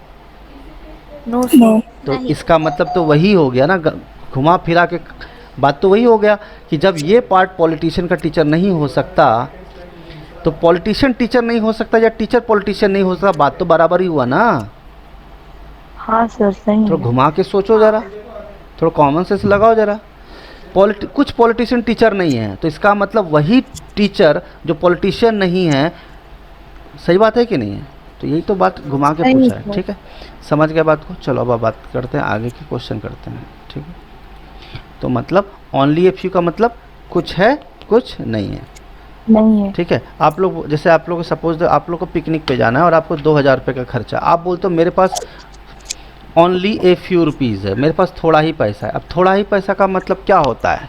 0 पैसा, 0 रुपीज़ नहीं, मतलब 200 500 कुछ तो होगा। अब मुझे बताओ अगर 500 रुपये तुम्हारे पास है और पिकनिक जाने के लिए 2000 की ज़रूरत है, तो आपके पास 1500 भी नहीं है, और ऐसा भी नहीं कि आपके पास कुछ भी नहीं है। बात क्लियर है कि नहीं? और ये भी बात सच है कि कुछ है। बात क्लियर है नहीं? समझ में आया कि नहीं आया? बोलो। आया सर। ठीक है, चलिए आगे बात करते हैं। ये बहुत पॉपुलर क्वेश्चन है ओनली ए फ्यू का। तो सर एग्जाम में पूछ सकता है? पूछ सकता नहीं, 100% नहीं, 500% पूछेगा, 500%। ठीक है, जैसे एग्जांपल लेता हूँ कि जब कोई कैंपस सिलेक्शन होता है ना, तो किसी बच्चे जो नालायक होते हैं उनको एक भी जॉब नहीं मिलती, और कुछ इंटेलिजेंट स्टूडेंट होते हैं उसको 5-5 जॉब मिलता है। अब उसको ये डिसाइड करना होता है कि कौन सी जगह जाना है। यानी जॉब लगेगा आपका तो 5 जगह लगेगा, और नहीं लगेगा तो एक भी जगह नहीं लगेगा। तो सर 5 जगह क्यों लगेगा? और कहने का मतलब ये है कि आप 5 एग्ज़ाम दो, उसमें से सबसे अच्छा जो जॉब है वो आप ज्वाइन करो, है ना। चलिए, according to location and all. चलिए, ओनली ए फ्यू सॉन्ग और मेलोडी। देखो मैं स्टार्ट करता हूँ, ये सॉन्ग है और ये मेलोडी है। मुझे बताओ ओनली ए फ्यू का मतलब क्या? ये पार्ट मेलोडी नहीं हो सकता और ये पार्ट मेलोडी है। क्या ये बात समझ में आया? यस। ठीक है। Only a few melody are film. अच्छा, अगला पॉइंट है only a few melody are film. तो मुझे बताओ क्या हुआ? ये मेलोडी का पार्ट फिल्म नहीं हो सकता और ये मेलोडी का पार्ट फिल्म है। समझ में आया बात? बोलो। यस। अगला, no film is award. No film, मुझे बहुत खुशी है अगर तुम लोग ओनली ए फ्यू का कॉन्सेप्ट इतना जल्दी 5 मिनट समझ गए, तो समझ लो तुम लोग एबव एवरेज स्टूडेंट हो। नहीं तो बहुत लोगों को 2 घंटा लगता है इन चीज़ों को समझने में। ठीक है, नो फिल्म इज़ अवार्ड, कोई भी फिल्म अवार्ड नहीं है। यानी अवार्ड का कोई भी पार्ट फिल्म में नहीं जाएगा और फिल्म का कोई भी पार्ट अवार्ड में नहीं जाएगा। चलिए, अब कहा जा रहा है कि all song being film is a possibility. Possibility diagram में क्या है, याद रहे कि आप पॉसिबल डायग्राम बनाओ लेकिन रूल्स ब्रेक नहीं होने चाहिए जो स्टेटमेंट में दिए गए हैं। देखो, क्या सारे सॉन्ग को हम फिल्म बना सकते हैं? क्या हम सारे सॉन्ग को फिल्म बना सकते हैं कभी भी? यस और नो? क्यों नहीं बना सकते? क्योंकि ये सॉन्ग का पार्ट मेलोडी नहीं हो सकता, ये सॉन्ग का पार्ट मेलोडी नहीं हो सकता, और जो पार्ट सॉन्ग का मेलोडी नहीं होगा वो पार्ट तो फिल्म का भी नहीं हो सकता। यानी कुछ पार्ट तो ऐसा है जो रह ही जाएगा सॉन्ग का, जो फिल्म में नहीं जाएगा। बोलो, क्या ये बात समझे कि नहीं समझे? बोलो, अरे बोलो, समझे कि नहीं समझे? मतलब अगर झगड़ा, मतलब ये राहुल है, राहुल मनीष के साथ झगड़ा कर लिया है और मनीष के कुछ मेंबर्स, ठीक है, विनोद के साथ झगड़ा कर लिए हैं, तो कंफर्म है कि एक बंदा तो है जिसको अलाउ नहीं है जाना। ये बात तो देसी स्टाइल में समझ में आया, ठीक है? तो समझ में आया कि ऑल सॉन्ग, पहली बात ये वाला पार्ट जब मेलोडी में नहीं जाएगा तो ये कन्फर्म है, जब ये मेलोडी में नहीं जाएगा तो ये पार्ट फिल्म में भी नहीं जाएगा, और ये पार्ट अगर फिल्म में नहीं जाएगा तो कन्फर्म ये बात समझ में आ गया कि सॉन्ग का ये पार्ट तो फिल्म में कभी जा ही नहीं सकता। क्या ये बात समझ में आया कि नहीं है? बोलो। हाँ जी। और अगर ये बात सच है, लेकिन वो बोल रहे हैं पॉसिबिलिटी है, क्या ये पॉसिबल है? अरे पॉसिबल है नहीं, और सामने वाला कंक्लूजन बोलता है हाँ है। यस और नो? तो अब जरा समझना कि क्या कौन से ऐसे पॉइंट हैं जो हमें ध्यान रखना है। उन्होंने बोला ऑल सॉन्ग बिल फिल्म, सारे सॉन्ग को फिल्म बना दिया जाए, ठीक है? क्या बोला उन्होंने? सारे सॉन्ग को फिल्म बना दिया जाए। तो अब पॉसिबिलिटी यहाँ पर तो नहीं लग रहा है आपको, लेकिन एक चीज़ आपको दिखेगा। देखो, ये मैं सॉन्ग को एफ से मर्ज कर दिया, ठीक है? मर्ज मतलब समझे, सॉन्ग में भी उतने ही लोग जितने की फिल्म में भी। अब देखना आपको दिव्य दृष्टि, आपका नियत चेंज हो जाएगा तुरंत का तुरंत।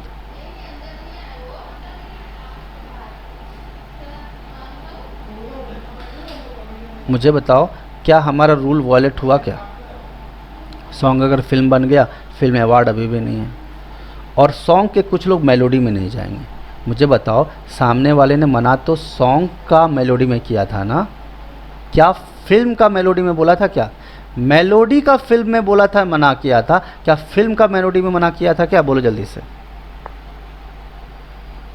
नहीं सर। बट मैं नहीं किया था ऑफ कोर्स, इस हिसाब से तो दिख रहा है, लेकिन क्या ये संभव नहीं है कि सॉन्ग और फिल्म इक्वल हो जाए? क्या इस पूरे स्टेटमेंट में कहीं भी मेलोडी टर्म यूज हुआ है? क्या बताओ जल्दी से।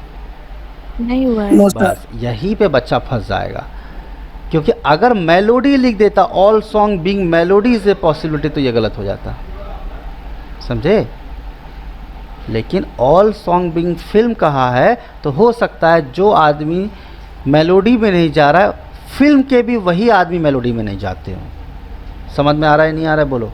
लेकिन जब स्टेटमेंट में मेलोडी की बात की ही नहीं जा रही है तो सॉन्ग को फिल्म के साथ इक्वल कर सकते हैं, और इक्वल कर सकते हैं तो स्टेटमेंट क्या हो गया? सही हो गया। बात क्लियर है कि नहीं? बोलो जल्दी से। क्लियर है सर। क्लियर है? चलिए आगे देखते हैं। सम मेलोडी आर नॉट अवार्ड, बताओ। सम मेलोडी आर नॉट अवार्ड। आप मुझे बताओ, मेलोडी तो कुछ फिल्म के बराबर है, मेलोडी कुछ फिल्म के बराबर है, तो मुझे बताओ क्या इन दोनों में कुछ कॉमन दिख रहा है आपको? बोलो। नहीं दिख रहा। अब सवाल ये है, क्या यहाँ पे कोई पॉसिबिलिटी जैसा टर्म लिखा है क्या? नहीं लिखा है। जब टर्म लिखा ही नहीं है तो ये गारंटी बात पूछ रहे हैं। गारंटी बताओ, मेलोडी कुछ अवार्ड नहीं है तो हम गारंटी कैसे बोल दें? अगर मैं अवार्ड को यहाँ बना देता सपोज, तो फिल्म अभी भी तो अवार्ड के पास नहीं जा रहा। अगर मैं अवार्ड को फिल्म मेलोडी के साथ जोड़ देता यहाँ पे, तो क्या मेलोडी अवार्ड बन सकता था कि नहीं बन सकता था? बन सकता था। देखो, रूल तो वॉयलेट अभी भी नहीं हुआ। फिल्म को अवार्ड से मना किया, मेलोडी को अवार्ड से मिलने थोड़ी मना किया है। लेकिन जब पॉसिबल वर्ड यूज ही नहीं किया तो हम डायग्राम क्यों बनाएं? और हम डायग्राम नहीं बनाएंगे तो यानी इसका मतलब जो डायग्राम बनाया है वो सही है, और अगर बनाया है तो उसके हिसाब से सब मेलोडी अवार्ड नहीं होना चाहिए। तो हम देख भी रहे हैं कि कोई भी मेलोडी अवार्ड नहीं है स्टार्टिंग का। यस और नो? Yes, ठीक है, sir. इसका मतलब स्टेटमेंट क्या हो जाएगा, सही हो जाएगा। बात क्लियर है कि नहीं, बोलो। सर एग्जाम में इतना सब लिखना पड़ेगा या फिर ऑब्जेक्टिव क्वेश्चन दिया रहता है उस ये पे टिक लगाना है? ऑब्जेक्टिव लगाना है, इसमें लिखने जैसा कुछ नहीं। आपको A4 size blank A4 size सब। मिलता है, सब खाली टिक लगाना होता है, ठीक है, इसमें लिखना नहीं होता, माइंड में करना पड़ेगा। माइंड में करना पड़ेगा, बस छोटा सा डायग्राम बनाना पड़ेगा। चलिए, आई होप सब लोग को क्लियर हो गया। अच्छा, ये जो क्वेश्चन है, ये जो देख रहे हो क्लब हाउस नियर लोकेटेड, ये जो क्वेश्चन है, इसके लिए ऑलरेडी कोडिंग डिकोडिंग के वीडियो अपलोडेड हो चुके हैं। दूसरा, एक सेकंड वेट करना आप लोग, आज ही एक वीडियो अपलोड हुआ है, ये वीडियो को आप लोग देख लेना। कौन सा? ये वाला, ठीक है, ये वाला, ये वीडियो देख लेंगे आप। और जैसे हाँ वैसे भी मैं पढ़ा चुका हूँ चाइनीज़ कोडिंग डिकोडिंग, बट ये वीडियो जो 36 मिनट का है, दिख रहा है सब लोग, ये वीडियो आप देख लेना, आज ही का अपलोड हुआ है। इस वीडियो को जैसे ही आप देखेंगे, ठीक है, देख रहे हो ये सारा वीडियो दिख रहा है ना बराबर कि नहीं? उसके बाद एक सेकंड को, कहाँ गया एक वीडियो और अच्छा, ये वाला वीडियो भी तो बन गया है, ये वाला भी है, क्या बात है, दोनों वीडियो का अपलोड हो गया। तो ये दोनों वीडियो देख लेना आज, और आपका ये तकलीफ़ दूर हो जाएगा। ये वाला जो क्वेश्चन है, ठीक है, सेम टू सेम क्वेश्चन मैंने करा रखा है, मतलब पैटर्न सेम है, कोडिंग लैंग्वेज है ना वो? हाँ, कोडेड लैंग्वेज है। ये आप वीडियो देख लेना, और ये वाला वीडियो भी देख लेना, जैसे सर्टेन लैंग्वेज लिखा हुआ है ना, ये वाला देख रहे हो आप, स्टार्टिंग का पहला क्वेश्चन, इसका आपसे पहला क्वेश्चन, और इसका ये पूरा वीडियो 36 मिनट का। स्पीड बढ़ा के भी देख सकते हो, कोई प्रॉब्लम नहीं है, आपका ये क्वेश्चन सॉल्व हो जाएगा। ठीक है, क्लियर है कि नहीं सबको? बात क्लियर है, बोलो जल्दी से। Yes, yes, sir. ठीक है, नहीं तो बनाने का फटाफट भी बना सकते हैं, इससे कोई दिक्कत नहीं। देखो, फर्स्ट, सेकंड, थर्ड, फोर्थ में मुझे बताओ कौन सा ऐसा वर्ड है जो चारों में कॉमन है, बोलो। करा ही देता हूँ, चलो, चारों में कॉमन है, क्लब है, Near. क्लब है, क्लब है। कोई ऐसा वर्ड है जो चारों में कॉमन है? Near, नियर, नियर, नियर भी तो तीन ही जगह Near, कॉमन है, near. तीन ही जगह कॉमन है। It is common in only 3 places.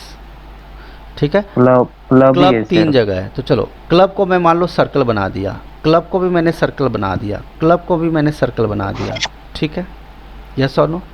First, ये फर्स्ट सेंटेंस है, ये दूसरा है, ये तीसरा है, ये चौथा। चलो करा ही देता हूँ मैं इस क्वेश्चन को।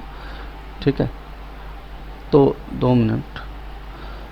क्लब में कॉमन 3 जगह है, पहला, दूसरा और चौथा। तो पहला, दूसरा, चौथा में कॉमन क्या दिख रहा है तुमको, बताओ जरा। OX को भी सर्कल किया, यहाँ सर्कल रखा था, ये भी सर्कल, और चौथा में भी सर्कल। ठीक है, अब मुझे बताओ क्या पहला, दूसरा और चौथा में और कुछ कॉमन है क्या?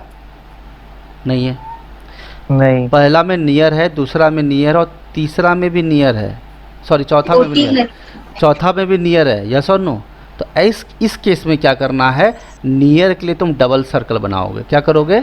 Double circle. क्या करोगे? Double circle. समझ रहे हो मेरी डबल बात? सर्कल। नियर के लिए भी डबल सर्कल बनाओगे। अब मैं पूछूंगा क्लब का कोड क्या है। अब यहाँ बताओ, पहला, दूसरा, चौथा।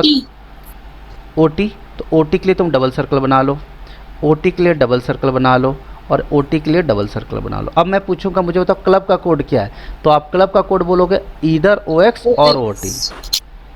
मैं पूछूंगा नियर का कोड क्या है, तो आप बोलोगे इधर OX और OT। ठीक है, चलो अब मुझे बताओ, थोड़ा सा आगे बढ़ाते हैं गाड़ी को, लास्ट 2 मिनट में ख़त्म करना है इसको। मुझे बताओ और क्या कॉमन दिख रहा है तीनों में? 3 में कॉमन जैसा कुछ तो दिख नहीं रहा है ना? हाउस, हाउस दिख रहा है 2 जगह। चलो हाउस को ले लेते हैं। हाउस, सर व्यू दिख रहा है, व्यू। व्यू 3 जगह है क्या? अरे हाँ यार, हाँ, व्यू। खतरा से बचा लिया तुमने। नाम बताओ अपना। लक्ष्मी। लक्ष्मी, गुड। तो व्यू में अगर हम देखेंगे तो इसको मान लो मैंने ट्रायंगल बना दिया, व्यू में भी ट्रायंगल बना दिया, और व्यू में भी ट्रायंगल बना दिया। ठीक है, तो मुझे बताओ दूसरा, तीसरा, चौथा में क्या कॉमन दिख रहा है? जल्दी बताओ बाबू। SQ को भी ट्रायंगल बना लो, SQ को भी ट्रायंगल बना लो, और SQ भी ट्रायंगल। अब याद रखना, व्यू का ट्रायंगल हो गया। अब मुझे बताओ कौन ऐसा चीज़ है जो कॉमन है? अब तो 3 वाला कॉमन शायद मुझे लगता नहीं मिलेगा, 2 वाला बताओ। देखो हाउस, हाउस दिख रहा है, तो हाउस, हाउस, हाउस, हाउस दिख रहा है, तो हाउस, हाउस को मान लो स्क्वायर बना दिया। क्या बना दिया? स्क्वायर बना दिया। हाउस यहाँ भी है, हाउस यहाँ भी है। ठीक है, हाउस, हाउस, तो हाउस का क्या हो गया? OL हो गया, और OL हो। OL। अब मुझे बताओ क्या हाउस के जगह पे और भी कुछ कॉमन है क्या? तो आप देखोगे हाँ सर लोकेटेड भी है। हाँ, तो located। क्या करोगे? लोकेटेड लोकेटेड इसको डबल स्क्वायर बनाना पड़ेगा तुमको। क्या करना पड़ेगा? डबल स्क्वायर बनाना पड़ेगा। बात समझ रहे हो मेरी बात की नहीं? ओह सॉरी, हाउस की नहीं, लोकेटेड को डबल स्क्वायर बनाना पड़ेगा। समझ रहे हो मेरी बात? क्योंकि सेम पोजीशन पे सेम लाइन में अगर दो चीज़ कॉमन हो जाए तो डबल डायग्राम बनाना पड़ता है। ठीक है, तो लोकेटेड तो जीपी का क्या करोगे? तो डबल डायग्राम बनाओगे। ठीक है, जीपी का डबल डायग्राम बनाओगे। कोई प्रॉब्लम है तो जल्दी बता दो। ठीक है, अब आप मुझे बताओ हैं क्या हो गया? और कुछ कॉमन है क्या? आई डोंट थिंक सो कि अब कुछ कॉमन बचा होगा, मुझे दिख ही नहीं रहा और है भी नहीं। ठीक है हैं, और कहाँ कुछ कॉमन है? एरिया लिखा है तो यहाँ पे मैं ही दिख रहा हूँ, TM लिखा है, MT लिखा है, ये तो दोनों सेम चीज़ थोड़ी होता है। NK बचा है, NK तो कहीं और है नहीं, तो ख़त्म हो गया कहानी। चलो पहला क्वेश्चन का जवाब दो। बोथ को कैसे कोड करोगे?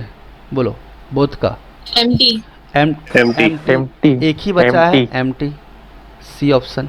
ठीक है, बोलो समझ में आया बात की नहीं आया? बोलो। चलो अगला क्वेश्चन का जवाब दो। हाउस का कोड क्या है? हाउस का कोड बताओ जल्दी से, टाइम पास ना करो। हाउस का कोड देखो, यहाँ पे डबल डबल सर्कल बन रहा है ना, डबल डबल स्क्वायर है, तो हाउस के दो पोजीशन बनेंगे। कौन कौन से? O और GP, OL और GP, यस और नो? अरे बोलो। OL और GP। OL और GP, तो देखो OL यहाँ है, GP यहाँ है, तो इधर A और C। क्लियर है? तो D ऑप्शन है। ठीक है, समझ गए बात को? हाँ सर। NK का कोड जल्दी से बताओ, लास्ट 30 सेकंड बचा है हमारे पास। NK का बताओ। NK मेरे पास एक ही बचा हुआ है, सॉरी make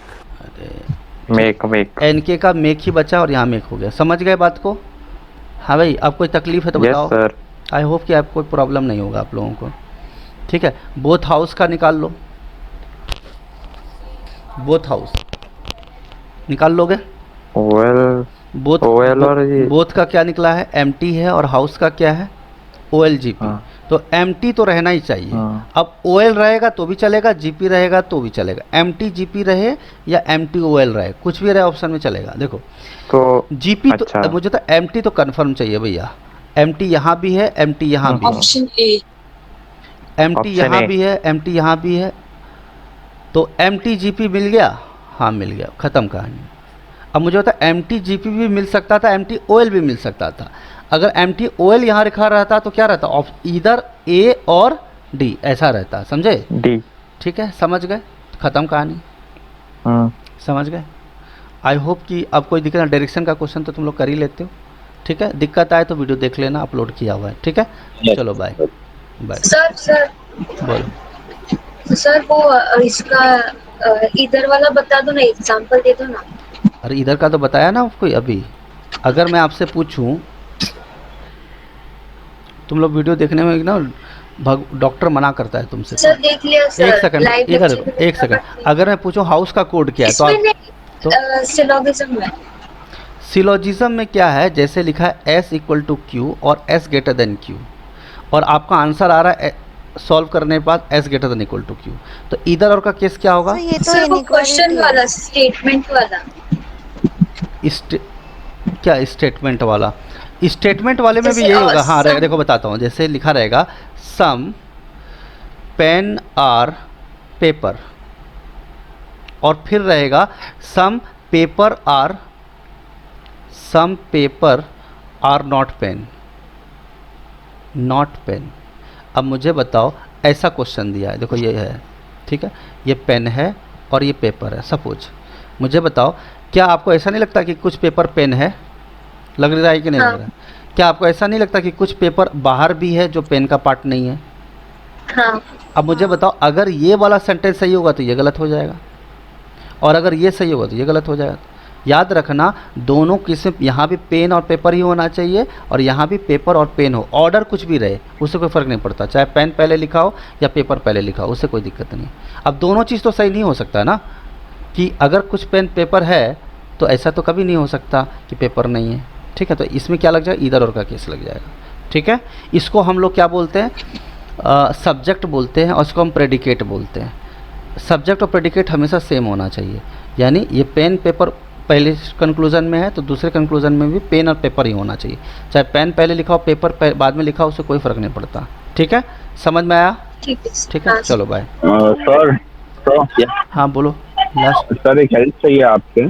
बोलो, जल्दी बोलो। क्वेश्चन रिलेटेड नहीं है सर, एक्चुअली हम लोग को कोई ऐसी वेबसाइट या ऐसा कुछ मिल सकता है जहाँ पे ऐसे पुराने ईयर के पेपर्स और हम लोग घर बैठे बैठे सॉल्व कर सकते हैं? मैं PDF ही भेज देता हूँ आपको। ठीक है, कौन सा? सर बहुत सारे क्वेश्चन होगा ना, मतलब कोई भी पेपर का, SBI का, CDS का, और ऐसे क्वेश्चन पेपर तो कोई सा सोर्स लिंक है? सुनो, मैं एक लिंक भेज देता हूँ। 200-400 रुपये के लिए सोचो मत। PDF या तो मतलब ऑनलाइन मंगा ही लो बुक। 200-400 रुपये के लिए सोचो मत, कोई फ़र्क नहीं पड़ता। ठीक है, मैं भेज देता हूँ, डिस्काउंट मिल जाएगा 50% फ्लिपकार्ट पे। ठीक है, बैंकिंग का। सर आप बुक भेज रहे हैं? हाँ भेज दूंगा मैं, खाली आप रिक्वेस्ट डाल देना या फिर मैं भेज दूंगा, इससे कोई दिक्कत नहीं है। ठीक है, रीजनिंग का चाहिए कि ऑल ओवर सारा चाहिए ना, तो आप डाल दो ना। बैंक सर मेरे को क्वेश्चन पेपर के चाहिए जो अरे दिखाई देता हूँ, भेजा भी तो था पिछले बार। देखो एस डालो आप, बैंक सॉल्व पेपर्स, सॉल्व देता हूँ अरिहंत, तो और सस्ते में शायद आपको मिल जाए। अब सस्ता या पता नहीं, ये वाला दिख रहा है आपको? ये वाला मंगा लो तुम। आपके जैसे PDF का से मिलते हैं आप? अरे वो परचेज करना पड़ता है, ये किंडल एडिशन होता है बाबू। ये दिख रहा है तुमको? ये जो किंडल एडिशन में परचेज करता हूँ तो भेजता हूँ। तुमको क्या लगता है फ्री में मिलता है? ये मैं परचेज ये मैं परचेज करता हूँ 177 डाल के, फिर मुझे PDF आ जाता है उसका फाइल, और फिर वो मैं भेजता हूँ। समझो बात को? तो जो भी मैं अभी देखो, जैसे देखो डेस्कटॉप पे ही पड़ा हुआ होगा, कोई भी बुक होता है उसको परचेज़ करना पड़ता है। ठीक है, तो मैं परचेज़ करके आपको भेज दिया करता हूँ, ऐसा होता है कभी कभी। ठीक है, समझ में आया? इसमें कोई दिक्कत वाली बात नहीं। इधर से देखो, यह देखो यहाँ पे क्या लिखा है, एस का पेड बुक। ये सारे बुक क्या हैं? पेड हैं। अब इसकी क्वालिटी देखो, जैसे एग्जांपल, जैसे मैं आपको क्वेश्चन कराता हूँ, ये सब इसकी क्वालिटी वैसी नहीं होती। ये देखो, ठीक है, कुछ तो अनपेड मिल जाते हैं, जैसे यहाँ पे ये लगा हुआ है तो अनपेड है ये। ठीक है, लेकिन कुछ जैसे ये वाला बुक देखो, ये पेड बुक है। क्या है? पेड है। अगर पेड नहीं होता तो यहाँ पे किसी दूसरे लोगों का वेबसाइट का नाम लिखा रहता, इसीलिए पेड है, इसीलिए कंटेंट पार्टनर लिखा हुआ है। दिख रहा है आपको? ये सारे बुक क्या है? पेड है। समझ में आ रही बात? यस और नो? तो उसी तरह से परचेज करना पड़ता है, और कोई बात नहीं है। ठीक है, तो अब किंडल एडिशन परचेज कर लो तो भी चलता है, और नहीं तो कोई बात नहीं। तो ये सब बुक परचेज करने पड़ते हैं, और कोई बात नहीं। ठीक है, नहीं मैं रिकमेंड करता हूँ एक बुक मंगा लो, इतना रिस्क मत लो, अपना आराम से प्रैक्टिस 4-5 बार प्रैक्टिस करो, कॉन्फिडेंस बढ़ जाएगा। ठीक है, चलो bye. So we have covered the questions. तो हम लोग SBI क्लर्क का क्वेश्चन पूरी तरह से सॉल्व कर चुके हैं। ठीक है, अगर किसी को कोई डाउट है तो कमेंट सेक्शन में डाल सकते हो। चैनल को सब्सक्राइब जरूर कर लो ताकि हम लोग नेक्स्ट पेपर हम लोग सॉल्व कर सकें। इंग्लिश का ऑलरेडी हम लोग कर चुके हैं। ठीक है, रीजनिंग का कर लिया हम लोगों ने, मैथ का कर लिया है, और आगे के प्रीवियस ईयर पेपर भी हम सॉल्व करेंगे। चैनल को जरूर सब्सक्राइब कर लो, आप शेयर कर लेना, अपने फ्रेंड्स के साथ शेयर भी कर सकते हो, और टेलीग्राम ग्रुप पे स्क्रीनशॉट मिल जाएगा reasoning by Ravi Ranjan sir. ठीक है, तो you must subscribe the channel right now and press the bell icon for the further notifications. If you have doubt, you can put down in the comment section. You will get the more details in the description below. So this is Mr. Ravi here signing off. Thank you.